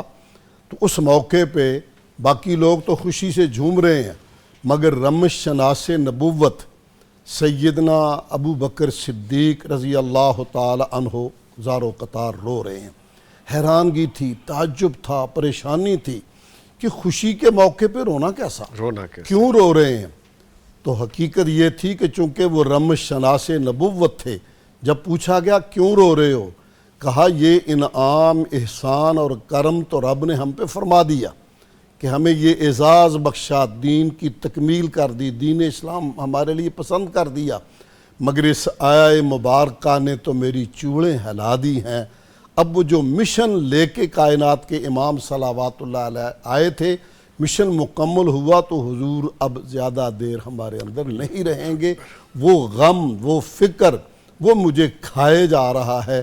اس لیے میں رو رہا ہوں کہ نعمت تو بڑی اونچی مل گئی، تکمیل اس کی ہو گئی ہے، مگر خوف یہ ہے، پریشانی یہ ہے کہ اس نعمت کے اتمام کے بعد محسن انسانیت اور سرور کونین صلوات اللہ علیہ کی جدائی کا غم مجھے لیے جا رہا اور کھائے جا رہا. ٹھیک ہے. پروفیسر صاحب یہ فرمائیے گا کہ کسی عربی کو اجمی پر اور کسی گورے کو کالے پر کوئی فضیلت نہیں سوائے تقویٰ کے. یہ وہ جملہ ہے کہ جو اگر آج کی دنیا سمجھ لے تو رنگ و نسل کی بنیاد پر ہونے والے عالمی فسادات ختم ہو جائیں. جس ہم ذکر کر رہے تھے کہ کچھ لوگ فسادات بھی تو چاہتے ہیں. تو آپ کی نظر میں اس چارٹر کو عالمی سطح پر نافذ کرنے کی کیا ضرورت ہے؟ جی نظامی صاحب، یہ جو خطبہ حجۃ الوداع ہے نا، جی اصل میں یہ خطبہ نہیں ہے، یہ خطبات ہیں. جی. نبی علیہ الصلوۃ والسلام نے عرفات کے میدان میں بھی خطبہ دیا اور مینا میں بھی خطبہ دیا، اور اس کے علاوہ بھی خطبے دیے. اس کے علاوہ ان تمام خطبوں کو ملا کر ہم خطبہ حجۃ الوداع کہہ دیتے ہیں، ورنہ یہ ایک مقام پہ نہیں دیا گیا، مختلف مقامات پہ دیے گئے. جہاں تک آپ نے جو فرمایا کہ یہ کہ انسانی حقوق کے یہ عالمی چارٹر کہتے ہیں اس کو، سب سے بڑا یہ منشور ہے. جی. اس میں بنیاد وہی ہے، ان اکرمکم عند اللہ اتقاکم، اس کو سامنے رکھا گیا کہ اللہ کے ہاں وہ ایک کہتا ہے کہ اللہ تبارک تعالیٰ تمہارے شکلوں کو نہیں دیکھتا، اللہ تمہارے دلوں کو دیکھتا ہے. تو اب یہ ایک اصول بنا دیا گیا ہے کہ اصل چیز جو ہے وہ رنگ و نسل نہیں ہے، جی، قبیلہ نہیں ہے. یہ بتا دیا گیا کہ یہ اصول ہے، یہ زہر ہے، یہ زہر قریشی پیے وہ بھی مر جائے گا، غیر قریشی پیے وہ بھی مر جائے گا. یہ کلمہ ہے، یہ ایک چیز ہے، قریشی کرے وہ بھی ٹھیک، اگر وہ نہ کرے تو تب جدا ابی لہب، تب آ جائے گی، نہ آئے گی تو جس طرح پروفیسر صاحب نے بتایا کہ وہ جنت میں حضرت بلال کے پاؤں کی آواز آ رہی ہے۔ تو اصل چیز جو ہے نا، اصل چیز وہ تقوی ہے، اور نبی علیہ السلام کے ساتھ تمہاری کمٹمنٹ کتنی ہے، محبت کتنی ہے۔ اصل اب معیار وہی بنے گا۔ اب دنیا کے معیار ختم ہو گیا، اب قبائلی معیار ختم ہو گئے۔ ایک دو چیزیں جو میں ویسے پتہ نہیں ان کے ساتھ تعلق بنتا ہے کہ نہیں بنتا، لیکن موقع ملا تو کہہ ہی دینی چاہیے۔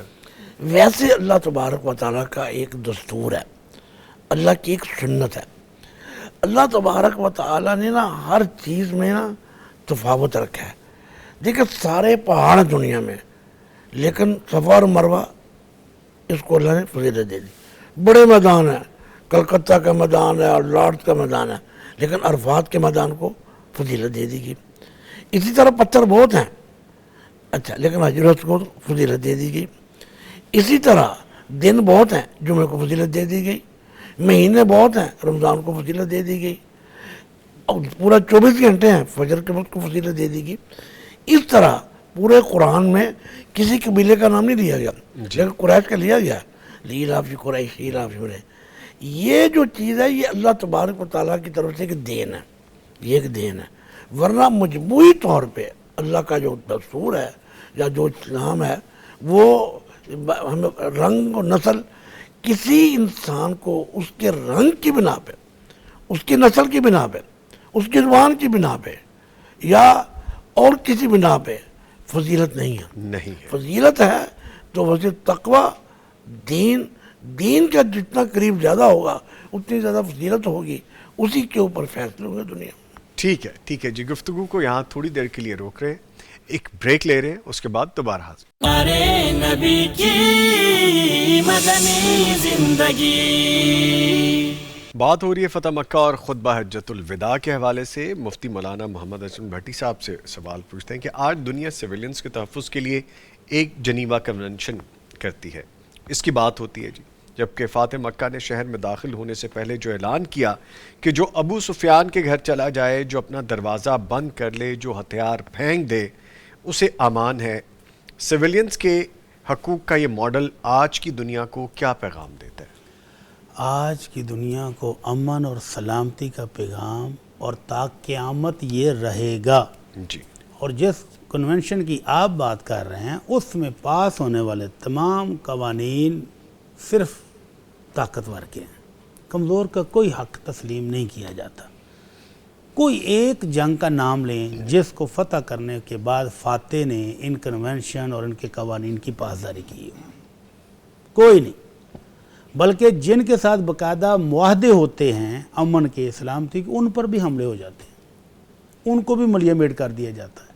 جبکہ آمنہ کے لال صلی اللہ علیہ وسلم جب مکہ مکرمہ میں داخل ہوں، جیسے شیخ محترم بیان کر رہے تھے جی، کہ اونٹنی کی کوہان کے ساتھ آپ کا چہرہ مبارک ٹکرا رہا تھا اور آپ کی زبان پر کلمات تھے اللہ کی توحید کے، وحدانیت کے، کہ لا الہ الا اللہ وحدہ لا شریک ہے، میرے اللہ کے سوا کوئی معبود نہیں ہے، کوئی معبود برحق نہیں ہے، وہ اکیلا ہے، اس کا کوئی شریک نہیں ہے۔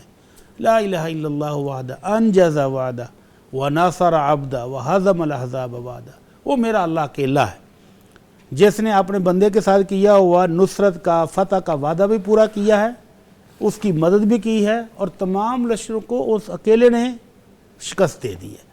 تو اب یہ صورتحال تھی کہ مسلمانوں کے لشکر جا رہے ہیں، اور ابو سفیان کو اسلام لانے کے بعد اللہ کے نبی نے ایک ایسی جگہ پر کھڑا کیا جہاں سے تمام لشکروں نے گزرنا تھا تاکہ مسلمانوں کی قوت دیکھے اسے۔ تو حضرت ابو سفیان جو ہے نا ایک ایک لشکر کے بارے میں پوچھتے، یہ کون سا لشکر جا رہا ہے؟ بتایا گیا یہ بنو سلیم ہے۔ یہ کون سا جا رہا ہے؟ یہ بنو جشم ہے۔ وہ کہتے ہیں مجھے ان کے ساتھ کیا، یہ میں جانتے نہیں ان کو، جانے دو۔ گزرتے رہے حتیٰ کہ مدینہ کا لشکر آیا، حساد بن عبادہ رضی اللہ تعالی عنہ کی قیادت۔ پوچھا یہ کون ہے؟ کہنے لگے حساد بن عبادہ۔ حساد بن عبادہ نے بھی حضرت ابو سفیان کو دیکھا اور کہنے لگے اچھا جی الیوم یوم الملحمہ، ابو سفیان آج ہوگی سب سے بڑی جنگ، الیوم تستحل الکعبہ، آج کعبہ کے اندر جو تم نے خزانے دبائے ہوئے ہیں نا وہ بھی ہم نے سارے لے لینے ہیں اور اینٹ سے اینٹ بجا دینی ہے۔ تو حضرت ابو سفیان بھاگ کر گئے اللہ کے نبی صلی اللہ علیہ وسلم کے پاس، اللہ کے نبی سے درخواست کی کہ آپ کے ساتھ آپ کے جانثار دیکھیں کیسی باتیں کر رہے ہیں۔ تو آپ نے فرمایا نہیں، الیوم تکسیٰ فی الکعبہ، آج تو ہم کعبہ کی عزت اور احترام اور تعظیم کے لیے اس کو غلاف پہنائیں گے۔ الیوم تعظم فی الکعبہ، آج تو اس کی عظمت کا دن ہے، اس کی تعظیم کا دن ہے، آج ایسی کوئی بات نہیں ہوگی۔ تو پھر اس کے بعد اللہ کے نبی صلی اللہ علیہ وسلم نے اعلان فرمایا کہ جو حضرت ابو سفیان کے گھر میں داخل ہو گیا وہ امن میں ہوگا، جو اپنے ہی گھر میں داخل ہو کر دروازہ بند کر لے وہ بھی امن میں ہے، اس کو بھی ہم کچھ نہیں کہیں گے۔ بلکہ ایک عجیب و غریب واقعہ بھی اس دن ہوا۔ حضرت علی رضی اللہ تعالیٰ عنہ کی بڑی ہمشیرہ حضرت ام ہانی نے ایک ایسے مجرم کو جس کی مسلمان لشکروں کو تلاش بھی تھی اس کو اپنے گھر میں پناہ دے دی۔ جی تو حضرت علی رضی اللہ تعالیٰ عنہ کو پتہ چلا کہ وہ مجرم تو ادھر چھپا ہوا اپنے ہی گھر میں، تو گئے بہن کو کہا کہ اس کو حوالے کر دو۔ حضرت ام ہانی نے کہا نہیں میں نے اس کو پناہ دے دی، ایک خاتون پناہ دے، یہ تو تصور ہی نہیں تھا، عورتوں کے مقام اور مرتبہ کیا تھا عرب معاشرے میں، نہیں نہیں یہ نہیں ہو سکتا۔ تو حضرت ام ہانی باغم باغ اللہ کے رسول صلی اللہ علیہ وسلم کی خدمت میں پہنچی اور جا کر سلام کیا اور کہا اللہ کے نبی میں نے ایک شخص کو پناہ دی ہے اپنے گھر میں اور میرا ہی سگا بھائی کہتا ہے کہ ہم نے اس کو قتل کر دینا۔ تو اللہ کے نبی صلی اللہ علیہ وسلم نے فرمایا لقد اجرنا من اجرتی یا ام ہانی، جس کو تم نے پناہ دے دیا ام ہانی اس کو ہم نے بھی پناہ دی۔ تو اللہ کے نبی صلی اللہ علیہ وسلم نے عام معافی کے علاوہ خصوصی معافی نامے بھی دیے ہیں، اور یہ اس بات کی دلیل ہے کہ اللہ کے نبی صلی اللہ علیہ وسلم دنیا میں پیغام امن لے کر آئے، سلامتی لے کر آئے، مٹانا اور ختم کرنا مقصد نہیں تھا، صرف اسلام کی حقانیت، اسلام کی دولت سے ہمکنار کرنا مقصود تھا، اور وہ جیسے بھی حاصل ہو جائے الحمدللہ۔ ٹھیک ہے ٹھیک ہے ڈاکٹر صاحب، آج عورتوں کی بہت سی فیمنزم کی جو تحریکیں ہیں وہ چل رہی ہیں، بہت سارے معاملات آگے جا رہے ہیں، جبکہ خطبہ حجۃ الوداع 1 لاکھ کے مجمع میں جہاں کچھ عرصہ پہلے بیٹیوں کو دفنایا جاتا تھا، جب ہم عرب کی بات کرتے ہیں، اس معاشرے کی بات کرتے ہیں، ریاست کے سربراہ کا یہ اعلان کرنا کہ عورتوں کے معاملے میں اللہ سے ڈرو خواتین کو کس قدر مضبوط اور بے مثال حقوق فراہم کرتا ہے۔ ایسا معاشرہ جو تمام تر برائیوں کی آماجگاہ ہے، جہاں پہ نخوتیں اپنے عروج پر ہیں، جہاں پہ قدورتیں اپنے عروج پر ہیں، جہاں پہ عورت کی اتنی بے توقیری ہوتی ہے کہ کوئی شخص یہ پسند نہیں کرتا کہ مجھے بیٹی کا باپ کہا جائے، کہ میرے ہاں بیٹی پیدا ہوگی، وہ جوان ہوگی اور کل کوئی شخص بارات لے کے آئے گا، میرا داماد بنے گا، تو مجھے یہ سننا گوارا نہیں ہے کہ میں کسی کا سسر ہوں اور میں کسی بیٹی کا باپ ہوں۔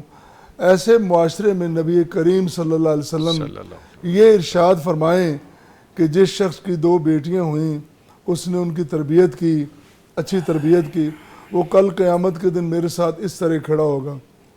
نبی کریم صلی اللہ علیہ وسلم اس شخص کو کتنی حوصلہ افزائی ہے، کتنی انکریجمنٹ ہے کہ جو بیٹی کا باپ کہلائے گا، بیٹی کی تربیت کرے گا، اتنا حوصلہ پیدا کرے گا اس معاشرے میں، وہ کل قیامت کے دن جنت میں میرے ساتھ ہوگا۔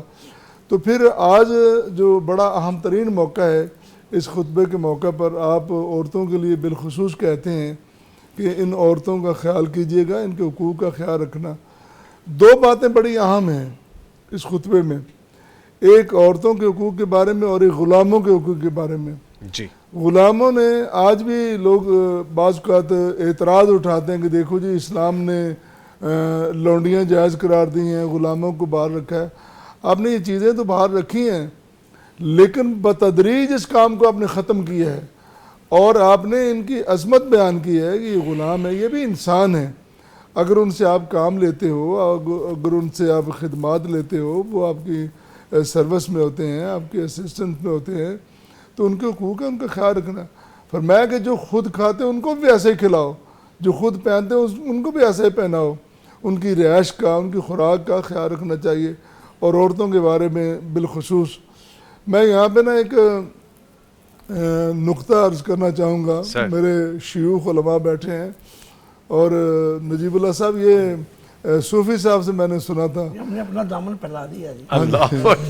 نہیں آپ کو یہ نقطہ ملے گا انشاءاللہ۔ ہمارے صوفی عیش محمد صاحب تھے، تو وہ عمومی طور پر جو دیکھتا تھا تو سمجھتا تھا کہ صوفی آدمی کو کیا پتہ ہوگا. تو ان کے پاس بڑی بڑی خوبصورت اور قیمتی باتیں تھیں. ایک ملاقات ہوئی تو وہ ملاقات میں کوئی ایسا وقت آیا, ٹیلی فون آیا, وہ بات کرنے لگے, اپنی زوجہ مائدہ سے انہوں نے بات کی. تو بعد میں مجھے بتایا کہ میں اپنی بیوی سے بات کر رہا تھا, حالانکہ میں نے پوچھا نہیں تھا, لیکن یہ بھی ایک بڑی سنت کے مطابق ہے کلیئر کر دینا تاکہ اگلے کو غلط فہمی نہ رہے. تو غلط فہمی تو تھی نہیں, لیکن پھر بھی انہوں نے ایسا کیا. ساتھ ہی انہوں نے ایک بات بتائی, کہنے لگے آپ سن رہے تھے کہ میں اپنی بیوی سے بڑے احترام کے ساتھ بات کر رہا تھا, تو اس کی بھائی ایک قرآنی دلیل اس کی موجود ہے. تو میں ذرا چونکا, میں نے کہا وہ کون سی؟ وہ کہنے لگے کہ موسیٰ علیہ السلام جب مدین سے مصر جا رہے تھے تو راستے میں آپ ایک جگہ رکے, بھوک تھی, پیاس تھی, ستائے ہوئے تھے اور تھکے ہوئے تھے, تو کہیں روشنی نظر آئی. تو جب آپ نے کہا کہ آنست نارن, دو باتیں ہیں. ایک تو یہ کہ بیوی کو کہا آپ بیٹھو اور میں لے کے آتا ہوں, آگ چونکہ جلا دینے والی ہے, آپ صنف نازک ہو, میں مرد آہن ہوں, تو سخت کام میں کروں گا, میں آگ لے کے آؤں گا. ایک تو نقطہ یہ ہے. دوسری بات یہ ہے کہ وہاں بیوی کو یہ نہیں کہا کہ تو بیٹھ جا, تو بیٹھ میں لے کے آتا ہوں, نہیں, وہاں الفاظ ام کسو, جمع کا صیغہ ہے. ام کسی ہو سکتا تھا, ام کس ہو سکتا تھا, لیکن کہا ام کسو, آپ تشریف رکھیں. کہنے دیکھیں یہ ہمیں قرآن اس طرح ہماری رہنمائی کر رہا ہے کہ عورتوں کا احترام کرنا چاہیے. ان لوگوں نے, میں بات کو اینڈ کی طرف اختتام کی طرف لے کے آتا ہوں, کہ ان لوگوں نے نہ قرآن پڑھا ہے, نہ سیرت طیبہ کا مطالعہ کیا ہے, اور نہ ہی ان کو تاریخ کا پتہ ہے کہ تاریخ نے کس قدر نبی کریم صلی اللہ علیہ وسلم نے عورت کو اہمیت بخشی ہے. سر thank you very much, thank you. ہمارے ساتھ موجود ہیں جی سیکرٹری جنرل الفلاح فاؤنڈیشن پاکستان پروفیسر عبد الرحمان شارق صاحب, ان کو خوش آمدید کہیں گے اپنی ٹرانسمیشن میں. جی السلام علیکم ڈاکٹر صاحب. وعلیکم السلام ورحمۃ اللہ وبرکاتہ. کیسے خیریت سے ہیں جی آپ؟ اللہ کا شکر ہے جی, الحمدللہ. الحمدللہ. چونکہ بات ہو رہی ہے فتح مکہ اور خطبہ حجۃ الوداع کے حوالے سے, آپ کو شامل کیے لیتے ہیں کہ آج کے کرپشن زدہ دور میں امانتوں میں خیانت عام ہے نا جی, ڈس آنیسٹی بہت ہو گئی ہے. قومی خزانے سے لے کر ذاتی لین دین تک خطبہ حجۃ الوداع کا یہ حکم, جس کے پاس کوئی امانت ہے وہ اسے اس کے مالک کو لوٹا دے, ہمارے سماجی اور معاشی بگاڑ کو کیسے دور کر سکتا ہے؟ ہمارے لیے لرننگ کیا ہے جی اس میں؟ جی سب سے پہلے تو میں آپ کا شکریہ ادا کرنا چاہوں گا سر کہ آپ نے سیرت النبی صلی اللہ علیہ وسلم کے حوالے سے پروگرام میں دعوت دی, ہمارے لیے بھی اعتزاز کی بات ہے. اور ماشاء اللہ بڑا اچھا پروگرام چل رہا ہے. محترم ڈاکٹر صاحب بھی تشریف فرمائے, ڈاکٹر صاحب کو بھی سلام ہے. وعلیکم السلام ورحمۃ اللہ. جہاں تک وعلیکم السلام. ڈاکٹر صاحب خیریت ہے؟ پھر ٹھیک ہے آپ کی؟ الحمدللہ. چلیں جی, بات سر ہو رہی تھی کرپشن کے حوالے سے. جی اس میں کوئی شک نہیں کہ اس وقت جو پاکستان ہے اس میں کرپشن کی جو صورتحال ہے وہ بڑھتی جا رہی ہے. یہ جو انٹرنیشنل کرپشن پرسپشن ہے نا جی, PPI اسے بولتے ہیں, پاکستان کا نمبر 182 ممالک میں سے 136 نمبر پہ آ چکا ہے. پہلے کرپشن کم تھی, ہماری رینکنگ بہتر تھی, لیکن اب تو مزید ہم بری رینکنگ ہماری ہوتی جا رہی. اللہ کے نبی صلی اللہ علیہ وسلم کی جو تعلیمات ہیں اس میں آپ دیکھیں گے سب سے بڑی چیز رزق حلال کے اوپر ہے. عبادات کے بعد معاملات میں رزق حلال ہے, اور کرپشن سراسر یہ رزق حرام ہے. جی لوگوں نے آج اس کے نت نئے ہیلے بنا لیے, نت نئے بہانے بنا لیے, کسی نے ضرورت کہہ لیا, کسی نے کیا کہہ لیا, کسی نے کیا کہہ لیا. تو اس حوالے سے میں سمجھتا ہوں کہ ہمیں اس پر توجہ کی ضرورت ہے, اور سیرت النبی صلی اللہ علیہ وسلم کے جو رزق حلال کا پہلو ہے ہمیں اس پر لوگوں کو لانا چاہیے, لوگوں کو بتانا چاہیے کہ یہ جو ضروریات ہیں اللہ تعالیٰ نے پوری کرنی ہے, رزق وہی ملے گا جو اللہ تعالیٰ نے لکھا ہوا ہے. تو سیرت النبی کے حوالے سے ہمیں رزق حلال کی طرف آنا چاہیے, اور کرپشن کو ہمیں اپنے معاشرے سے ختم کرنا چاہیے, اور اس کی ابتدا اپنے آپ سے کرنی ہوگی. ہم لوگوں کو درس دیتے ہیں, جو بندے یہ بات سن رہے ہیں, جہاں تک یہ پیغام پہنچ رہا ہے پیغام ٹی وی کے ذریعے, میں ان سب کو یہ میسج دینا چاہوں گا کہ آپ جو کام کر رہے ہیں, آپ کے انڈر جتنے لوگ ہیں, صرف آپ اس کے مسئول ہیں. آپ اپنے جورسڈکشن سے, اپنے ماتحت لوگوں سے اور اپنے آپ سے یہ کام شروع کریں, انشاءاللہ کرپشن ختم ہو جائے گی. ٹھیک ہے شارق صاحب، یہ فرمایا گیا خطبے کے آخر میں آسمان کی طرف انگلی اٹھا کر عوام سے پوچھنا کیا میں نے تم تک اللہ کا پیغام پہنچا دیا.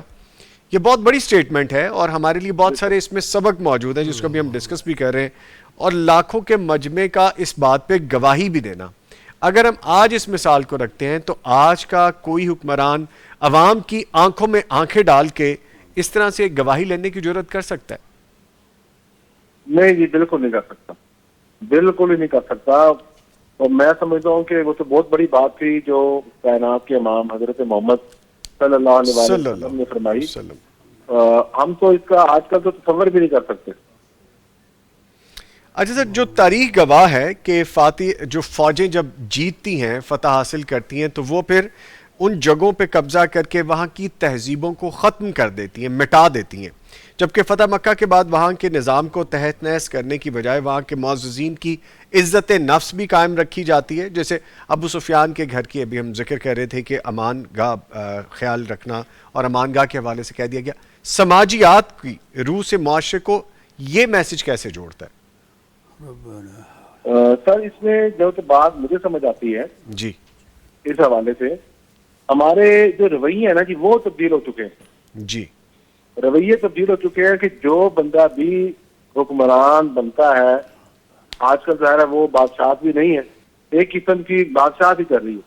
تو جو جس کو اختیار ملتا ہے پھر وہ مخالف کو بالکل ڈر سے اکھاڑنے کی کوشش کرتا ہے، جیسا کہ ملک میں ہو رہا ہے.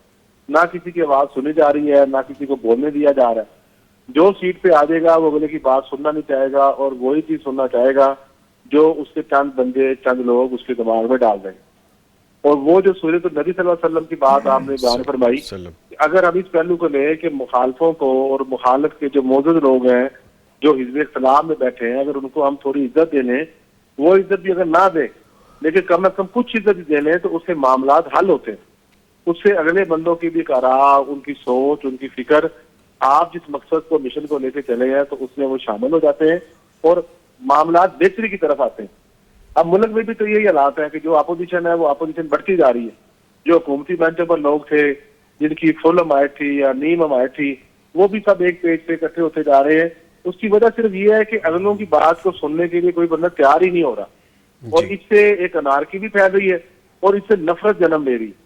تو ہمیں چاہیے کہ اس شو کے ذریعے سے آواز جہاں تک پہنچ سکتی ہے پہنچانی چاہیے کہ ہمیں نہ صرف یہ کہ حکومتی پہلوؤں میں بلکہ نجی جو ادارے ہیں، نجی جو سسٹم ہے، ان میں بھی مخالف بندے کی باتوں کو سننا چاہیے اور جہاں تک ہو سکے ان کو عزت دینی چاہیے. اور عزت دے کر ہی بات چلتی ہے. اگر آپ کسی کو عزت دیں گے تو اللہ تبارک و تعالیٰ آپ کی عزت میں اضافہ فرماتے ہیں، کم نہیں ہوتی. ٹھیک ہے. خطبہ حجۃ الوداع میں انسانی حقوق کا جو تصور پیش کیا گیا ہے وہ اقوام متحدہ کے انسانی حقوق کے چارٹر سے صدیوں پرانا ہے اور اس سے کہیں زیادہ جامع بھی ہے. ایک ماہر سماجیات کی حیثیت سے بتائیے گا کہ مغربی چارٹر اور نبوی چارٹر میں روح اور عمل درآمد کے لحاظ سے کیا بنیادی فرق نظر آتا ہے؟ جی سر، اس میں جو آپ بات کر رہے ہیں یو این کے چارٹر کی، جی یہ جون 26 1945 میں سان فرانسسکو میں اس کو سائن کیا گیا. جی شروع میں ظاہر ہے اس کے اوپر 50 کے قریب ممالک تھے جنہوں نے اسے سائن کیا، پھر بعد میں یہ نمبر آف کنٹریز بڑھتا گیا. اس کو اب آپ لگا لیں تو تقریباً 55 اور 25 تقریباً 70-80 سال ہو چکے ہیں. جی اور جو اللہ کے نبی صلی اللہ علیہ وسلم نے حجۃ الوداع کے موقع پر جی جو آپ نے قوانین اور جو آپ نے پوری انسانیت کے لیے جو آپ نے فرامین جاری فرمائے، وہ آج 1450 سال گزرنے کے بعد بھی آج بھی کوئی بندہ، کوئی ملک اس پر عمل کرے گا تو وہ کامیاب ہو جائے گا.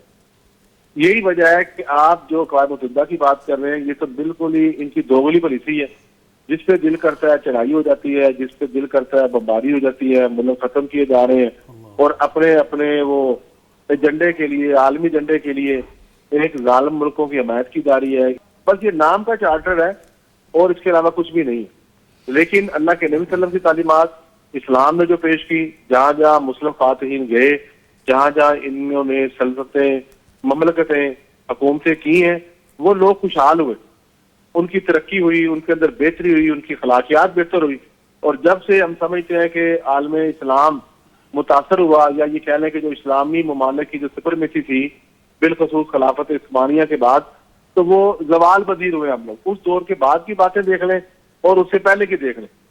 ندوی صاحب نے وہ کتاب بھی لکھی ماذا خاسر العالم بن حطات المسلمین، کہ مسلمانوں کے زوال کا نقصان یہ جو دنیا ہے اس کو کیا اٹھانا پڑا.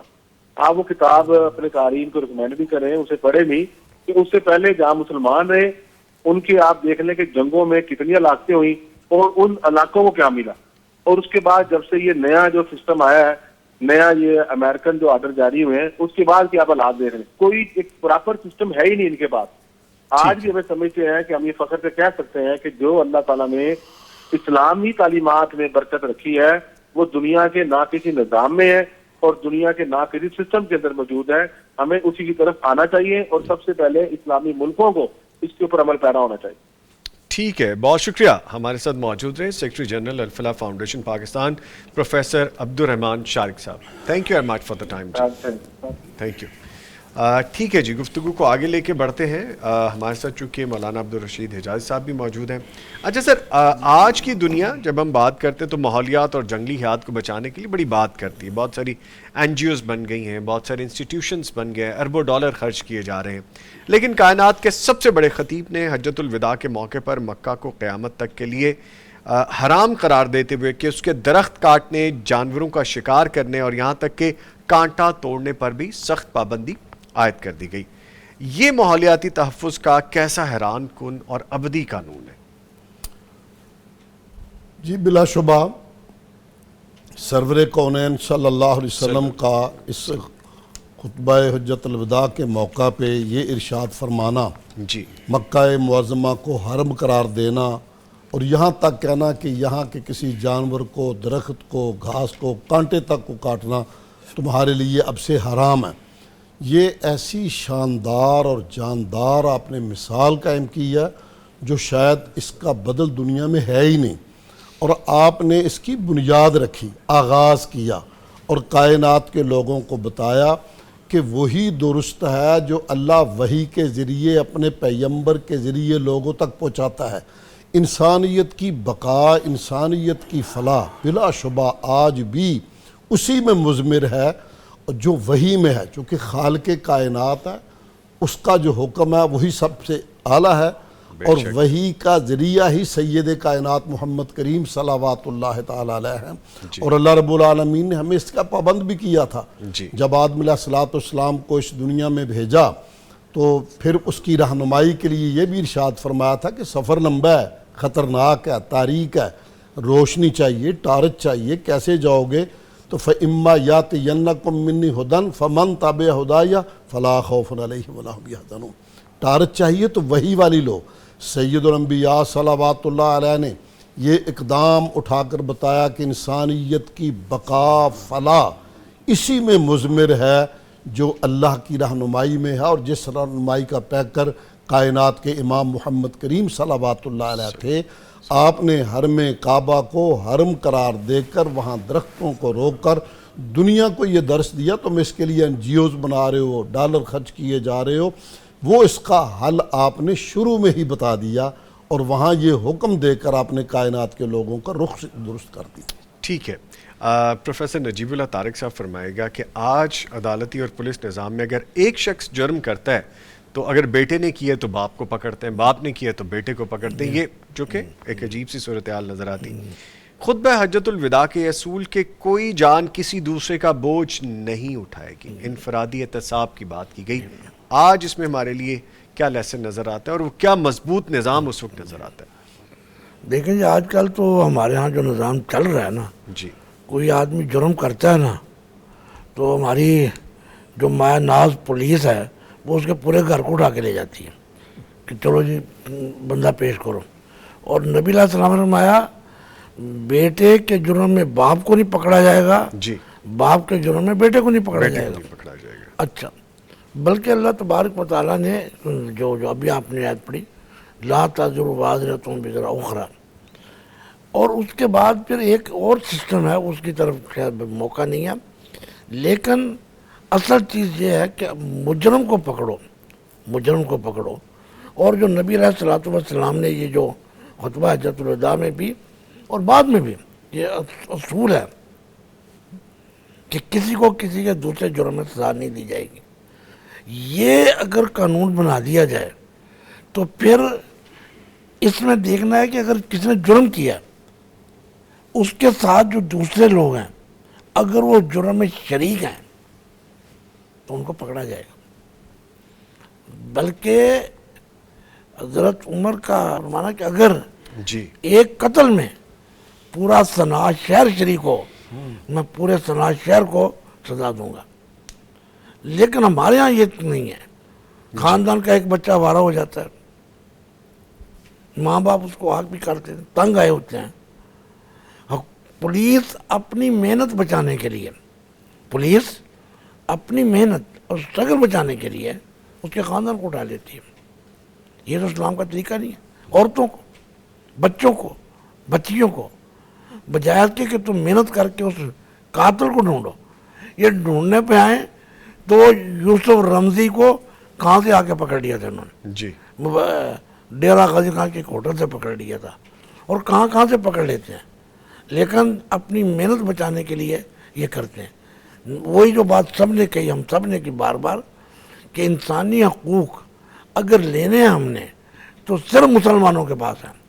ٹھیک, کسی دوسری قوم کے پاس انسانی حقوق کا تحفظ ممکن نہیں ہے.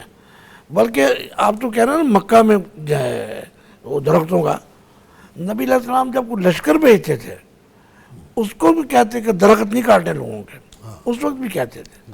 مکہ تو دور کی بات ہے, یہ اسلام کا تصور ہے. تو بلکہ کہا جو لوگوں کے راستے میں جس نے چھاؤں والا درخت کاٹا, نبی نے اس کے بارے میں وہی فرمائی ہے کہ لوگ اس بیری کے سائے کے تلے, اس درخت کے سائے تلے بیٹھتے ہیں, تم اس درخت کو کاٹ رہے. تو یہ تو اس نے اصل میں نظامی صاحب اصل مسئلہ یہ ہے ہم آپس کے اختلافات میں پڑے ہیں. ورنہ اگر پڑھی لکھے لوگوں کو جو اس علاقے کے جو ان کو پتہ ہی نہیں ہے, اگر ان کو پتہ چل, ان کو پڑھا جو ان کی دنیا عجیب ہے, ان کی زندگی عجیب ہے, وہ کسی کے معاملے میں دخل دیتے ہی نہیں ہیں. اگر ان کو بتا دیا جائے کہ یہ مسلمانوں کا دین یہ تحفظ کرتا ہے جانوروں کا, پھلوں کا, درختوں کا, اور کسی کو کسی کے جرم میں نہیں پکڑتا, وہ تو فوراً مسلمان ہو جائیں. ٹھیک ہے. اچھا مفتی صاحب فرمائے گا, آج جنگیں ہوتی ہیں تو فاتح فوجیں شہروں کے وسائل, بازار, مارکیٹس, املاک, دکانیں لوٹ لی جاتی ہیں, جبکہ مکہ اس وقت عرب کا سب سے بڑا تجارتی مرکز تھا. لیکن فتح کے دن نہ کوئی دکان لوٹی گئی, نہ کسی کا مال لیا گیا, کچھ نہیں چھینا گیا. ریاست کا کنٹرول اور یہ عوام کا معاشی استحصال نہ کرنا, اس حوالے سے اگر ہم بات کرتے ہیں تو آج کے حکمرانوں کے لیے کتنا بڑا سبق ہے؟ آج کے حکمران تو آج تذکرہ خیر ہو ہی رہا ہے کہ جنگ کا مقصد ہی لوٹ کھسوٹ ہوتا ہے. غریب کمزور اقوام کے وسائل پر قبضہ کرنا, ان کی دولت پر قبضہ کرنا, ان کے کاروبار زندگی پر قبضہ کرنا. ہماری جنگوں کا مقصد ہی یہ رہ گیا ہے. جتنی جنگیں ہمارے چاروں طرف ہو رہی ہیں اس وقت, کوئی خاص مقصد ہے نا مقاصد کے علاوہ, تو لوٹ کھسوٹ ہی مقصد ہے. جبکہ آمنہ کے لال صلی اللہ علیہ وسلم نے, جیسے شیخ محترم فرماتے ہیں کہ جب بھی کوئی لشکر بھیجا ان کو اسپیشل ہدایت دی ہے, کسی بزرگ کو نہیں مارنا, کسی خاتون کو نہیں مارنا, بچوں کو نہیں مارنا, فصلوں کو تباہ نہیں کرنا, سایہ دار اور پھالدار درخت نہیں کاٹنا, الا یہ کہ دشمن ان کے آؤٹ لے لے, ان کو دفاعی سوار کے لیے استعمال کر رہا ہو, مجبوری کی عالم ہے, وگرنہ ان کے وسائل کو تباہ نہیں کرنا. جبکہ ہمارے ہاں جنگوں کے اندر سب سے پہلے ان کے وسائل آمدن کو تباہ کیا جاتا تاکہ وہ مفلوج ہو جائیں, بھوک سے ہی مر جائیں. جیسے جبکہ اللہ کے نبی صلی اللہ علیہ وسلم نے ایسی تمام باتوں سے عام لشکروں کو بھی منع کیا. جبکہ جنگ فتح مکہ کے موقع پر تو خصوصی ہدایات تھی, کوئی کسی کو کچھ نہیں کہے گا, اور پھر عملاً ایسا ہوا بھی ہے. کوئی لوٹ کھسوٹ نہیں ہوئی, کسی ایک شخص نے بھی آ کر شکوہ نہیں کیا کہ اللہ کے نبی میرے ساتھ یہ ہو گیا, میرے ساتھ یہ ہو گیا, میرے ساتھ یہ ہو گیا. جنگ خیبر کے موقع پر ایسا ہوا کہ جب صلح نامہ ہو گیا, اللہ کے نبی صلی اللہ علیہ وسلم کے ساتھ یہود خیبر نے معاہدہ کر لیا کہ جی ہم آپ کو آدھی فصل دیں گے. تو ابھی معاہدہ ہو رہا تھا تو صحابہ کرام مختلف گھروں میں گئے, تو بھوک تھی, مسافر تھے, کھانے پینے کی چیزیں ملی, کھا لی, کسی نے باغ میں جا کر پھل توڑ لیا. تو وہ یہودی آ گئے, اللہ کے نبی جب آپ کے ساتھ معاہدہ ہو گیا ہے تو کیا اب بھی آپ کے لشکریوں کو حق حاصل ہے کہ وہ ہمارے پھلدار درختوں کو پھل توڑ کے کھائیں جی یا ہمارے گھروں میں جا کر کھانے پینے کی چیزیں کھائیں؟ اب بھی حق ہے. تو آپ نے اس موقع پر سختی سے منع کر دیا کہ خبردار ہمارا ان کے ساتھ معاہدہ ہو گیا ہے، اب کوئی شخص بلا اجازت بلا رضامندی کے کسی کی کوئی چیز نہیں اٹھائے گا. تو یہ تو عمومی احکام تھے کہ کسی کا مال نہیں لوٹا جائے گا، کسی کی جائیداد تباہ نہیں کی جائے گی، کسی کے پھلدار درخت تباہ نہیں کیے جائیں گے، کسی کے وسائل آمدنی کو تباہ نہیں کیا جائے گا.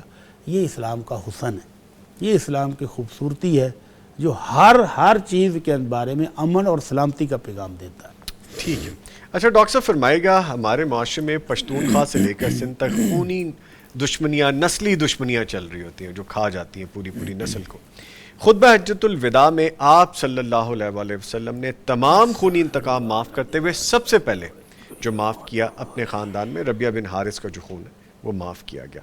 ایک لیڈر کا خود پہل کر کے خونی رسموں کو دفن کرنا ایک معاشرے پر کیا اثر ڈالتا ہے؟ یقیناً یہ ایک بہت بڑی بنیاد ہے جو نبی کریم صلی اللہ علیہ وسلم نے رکھی دشمنیوں کو ختم کرنے کے لیے اور ان جہالت کے سلسلوں کو ختم کرنے کے لیے. جس طرح پہلے یہ بات ہو چکی ہے کہ یہ جتنے آخری خطبے کے جتنے جملے ہیں، ایک جملہ آرٹیکل ہے، قانون ہے.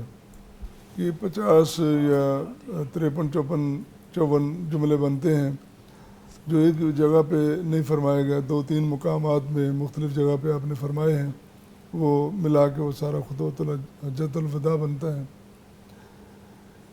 ایک چیز آپ اٹھا لیں، پوری دنیا کے لیے وہ سبق ہے. اسلام یہاں سے جب پھیلتا ہے پوری دنیا کو منور کرتا ہے. آج یہ جو یورپ ہے جو ہمیں دکھاتا ہے کہ بڑے وہ مہذب ہیں، متمدن ہیں، انہوں نے بھی تو روشنی ہم سے لی ہے نا. جی یہ تو سارے اندھیروں میں ڈوبے ہوئے تھے، یہ تو کئی سال نہاتے نہیں تھے، انہوں نے تو خوشبو اور عطر کا نام نہیں سنا تھا، ان کو تو صفائی کا، نظافت کا پتہ تک نہیں تھا کہ ہوتی کیا ہوتی ہے. یقیناً آپ تاریخ اٹھا کے دیکھیں، یہ جو ہسپانیہ جو مرکز تھا، اندلس، قرطبہ، یہ اسپین وغیرہ جو بھی اس کا نام لیں، یہاں سے ایسی کرنیں پھوٹیں، ایسی روشنیاں نکلیں اسلام کے، وہ جس کو آج یورپ اپنا ایک بڑا مرکز سمجھتا ہے. اسلام کا یہاں پہ ہمارے ساتھ اس کا بڑا تعلق ہے. یہاں پہ بڑے بڑے محدث پیدا ہوئے، جو بڑے بڑے مورخ پیدا ہوئے، بڑے ادیب پیدا ہوئے، جنہوں نے یقیناً دنیا کو منور کیا اسلام کی روشنی سے. اور یہی وہ جگہ ہے جہاں پہ پہلی کرن یورپ کے اندھیروں کو ختم کرنے کے لیے جو پھوٹی ہے. ایک طب کی کتاب تھی جس کا لاطینی زبان میں ترجمہ ہوا، پھر آگے انگلش تو بعد میں آئی نا، پہلے عربی سے لاطینی زبان میں، پھر انگلش میں، وہ سارے چلتے رہے. دنیا میں جتنے بڑے بڑے مراکز اور جتنے بڑے بڑے دعوے دار ہیں وہ برائے نام ہیں، کہتے کچھ ہیں کرتے کچھ ہیں. یہ امریکہ ہے، یہ یورپ ہے جو تہذیب و تمدن کے بڑے گہوارے اور ماجگاہیں بنے. ماجگاہیں کہنی چاہیے، گہوارے تو نہیں ہیں. لیکن حال کیا ہے، صورتحال کیا ہے کہ کہتے کچھ ہیں کرتے کچھ ہیں. لیکن میں پھر واپس آتا ہوں ان تعلیمات کی طرف جن کی بنیاد نبی کریم صلی اللہ علیہ وسلم نے رکھی. ٹھیک کہ آپ نے ایک ایسا نظام دیا، ایک ایسا سسٹم دیا جو حقیقت پہ مبنی ہے، جس میں کوئی بات برائے بات نہیں ہے، بلکہ آپ کی ہر بات، ہر جملہ ایک حقیقت رکھتا ہے اور اس کی معنویت رکھتا ہے اور اس کی اصلیت رکھتا ہے. چونکہ آپ اختتام کی طرف بڑھ رہے ہیں تو میں اپنی بات کو پھر کے لیے اٹھا رکھتا ہوں، اگر موقع ملا تو انشاءاللہ اس پر بات کریں گے. بہرحال تمام تر نخوت نبی کریم صلی اللہ علیہ وسلم میں ختم کر دیں، تمام تر عداوتیں ختم کر دیں، تمام تر جہالتیں ختم کر دیں. آج دنیا اگر چاہتی ہے کہ دنیا کو امن کا گہوارہ بنانا ہے تو ایک ہی راستہ ہے، وہ اسلامی تعلیمات کی طرف واپس آئے، انشاءاللہ امن قائم ہوگا. تھینک یو ویری مچ. میں اپنی ذات سے کام کر کے دکھایا. جی ذات سے کام کر کے. جی جی خود پہل کی اس میں. سر ایک میسج میں نے لینا ہے 1 منٹ کا، چونکہ کلوزنگ ہے، سو پلیز حجاز صاحب. آج کے دن کی مناسبت سے جو ہم نے گفتگو کی ہے فتح مکہ اور خطبہ حجۃ الوداع کے حوالے سے، ایک ایک پیغام چاہیے مجھے اپنے سارے معزز مہمانوں سے تاکہ ہم اس کو کمپلیٹ کریں. میرا تو ہو گیا نا سر پلیز. بہت شکریہ. Thank you. سیرت طیبہ آج کے اس دور میں روشن مینار ہے. جی. پیغام ٹی وی قابل مبارکباد ہے کہ آپ نے اس پہ یہ جاندار پروگرام کیا.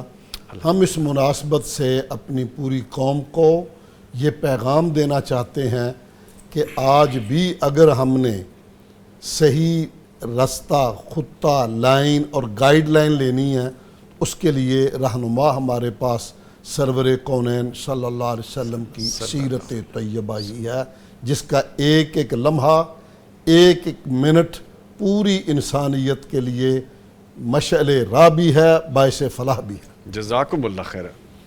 پروفیسر صاحب. ہاں جی، یہ پیغام محبت کا ہے. جہاں تک پہنچے نفرتوں کو ختم کرو، دشمنیوں کو ختم کرو اور معاشرے میں امن اور محبت کو پھیلا دو. اور حجۃ الوداع وہ بھی یہی پیغام دیتا ہے کہ اب پسے ہوئے طبقوں کو اوپر آنے دو، اٹھو میری دنیا کے غریبوں کو جگا دو. کہ یہ غلاموں کو اوپر لے کے آئے، عورتوں کو جو دبا دیا گیا تھا اس کو اوپر لے کے آئے. اور اس کے علاوہ ہمارے پاس ہے کیا؟ محبت ہی تو ہے. محبت اور امن کا پیغام ہے، جہاں تک جائے پہنچائے. پیغام ٹی وی والے اللہ ان کو اور پہنچانے کی توفیق دے. جزاکم اللہ خیر sir. Thank you very much. مفتی صاحب پلیز. آج ہم فتح مکہ کی بات کر رہے تھے، حجۃ الوداع کی بات کر رہے تھے، تو ان دونوں مواقع سے ہمیں جو پیغام ملا وہ پوری دنیا کے لیے ہے، اور وہ ہے امن، سلامتی، خیر و برکت کا پیغام. کہ اگر دنیا چاہتی ہے کہ امن ہو جائے تو وہ کسی چارٹر سے نہیں ہوگا. وہ صرف چارٹر وہی جو محمد الرسول اللہ صلی اللہ علیہ وسلم نے دیا ہے، اس پر عمل کرنے سے ہی امن بھی ہو سکتا ہے، سلامتی بھی ہوگی، خیر و برکت بھی آئے گی. اور اگر دنیا چاہتی ہے کہ دنیا میں امن ہو تو آئیے آمنہ کے لال صلی اللہ علیہ وسلم کی سیرت کو اپنا لیں، امن اور سلامتی حاصل ہو جائے گی. ہم نے جتنی بھی گفتگو کی آج، مفتی صاحب ہمارے ساتھ موجود رہے، پروفیسر صاحب، اجاز صاحب، ڈاکٹر صاحب سارے موجود رہے. بات وہی سامنے آتی ہے کہ اگر آپ اس راستے کو پکڑ لیں گے، اس جگہ کو چن لیں گے، تو پھر آپ کو کسی اور چیز کی ضرورت نہیں ہے. ہم نے قوموں کے حوالے سے بات کی، ہم نے معاشرے کے حوالے سے بات کی ہے، نسلوں کو بچانے کے حوالے سے بات کی ہے، فلاح کے حوالے سے بات کی ہے، معاف کر دینے کے حوالے سے بات کی ہے، املاک کو بچانے کے حوالے سے بات کی ہے.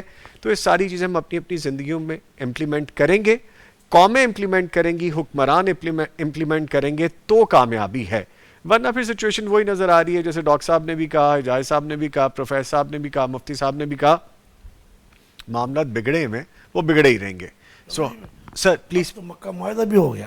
جی اب تو بلکہ مکہ معاہدہ بھی ہو گیا. یہ ہمارے لیے ایک بہت بڑی فتح بھی ہے اور ہمارے لیے ایک ایگزامپل بھی ہے کہ تاریخ نے دہرایا ہے اور ہمیں دوبارہ وہ ساری چیزیں ریوائیو کروا دی گئی ہیں. سو دنیا کے لیے مثال اگر بنے ہیں تو اپنی مثال بہتر طریقے سے پیش کرنے کی ضرورت ہے. Thank you very much.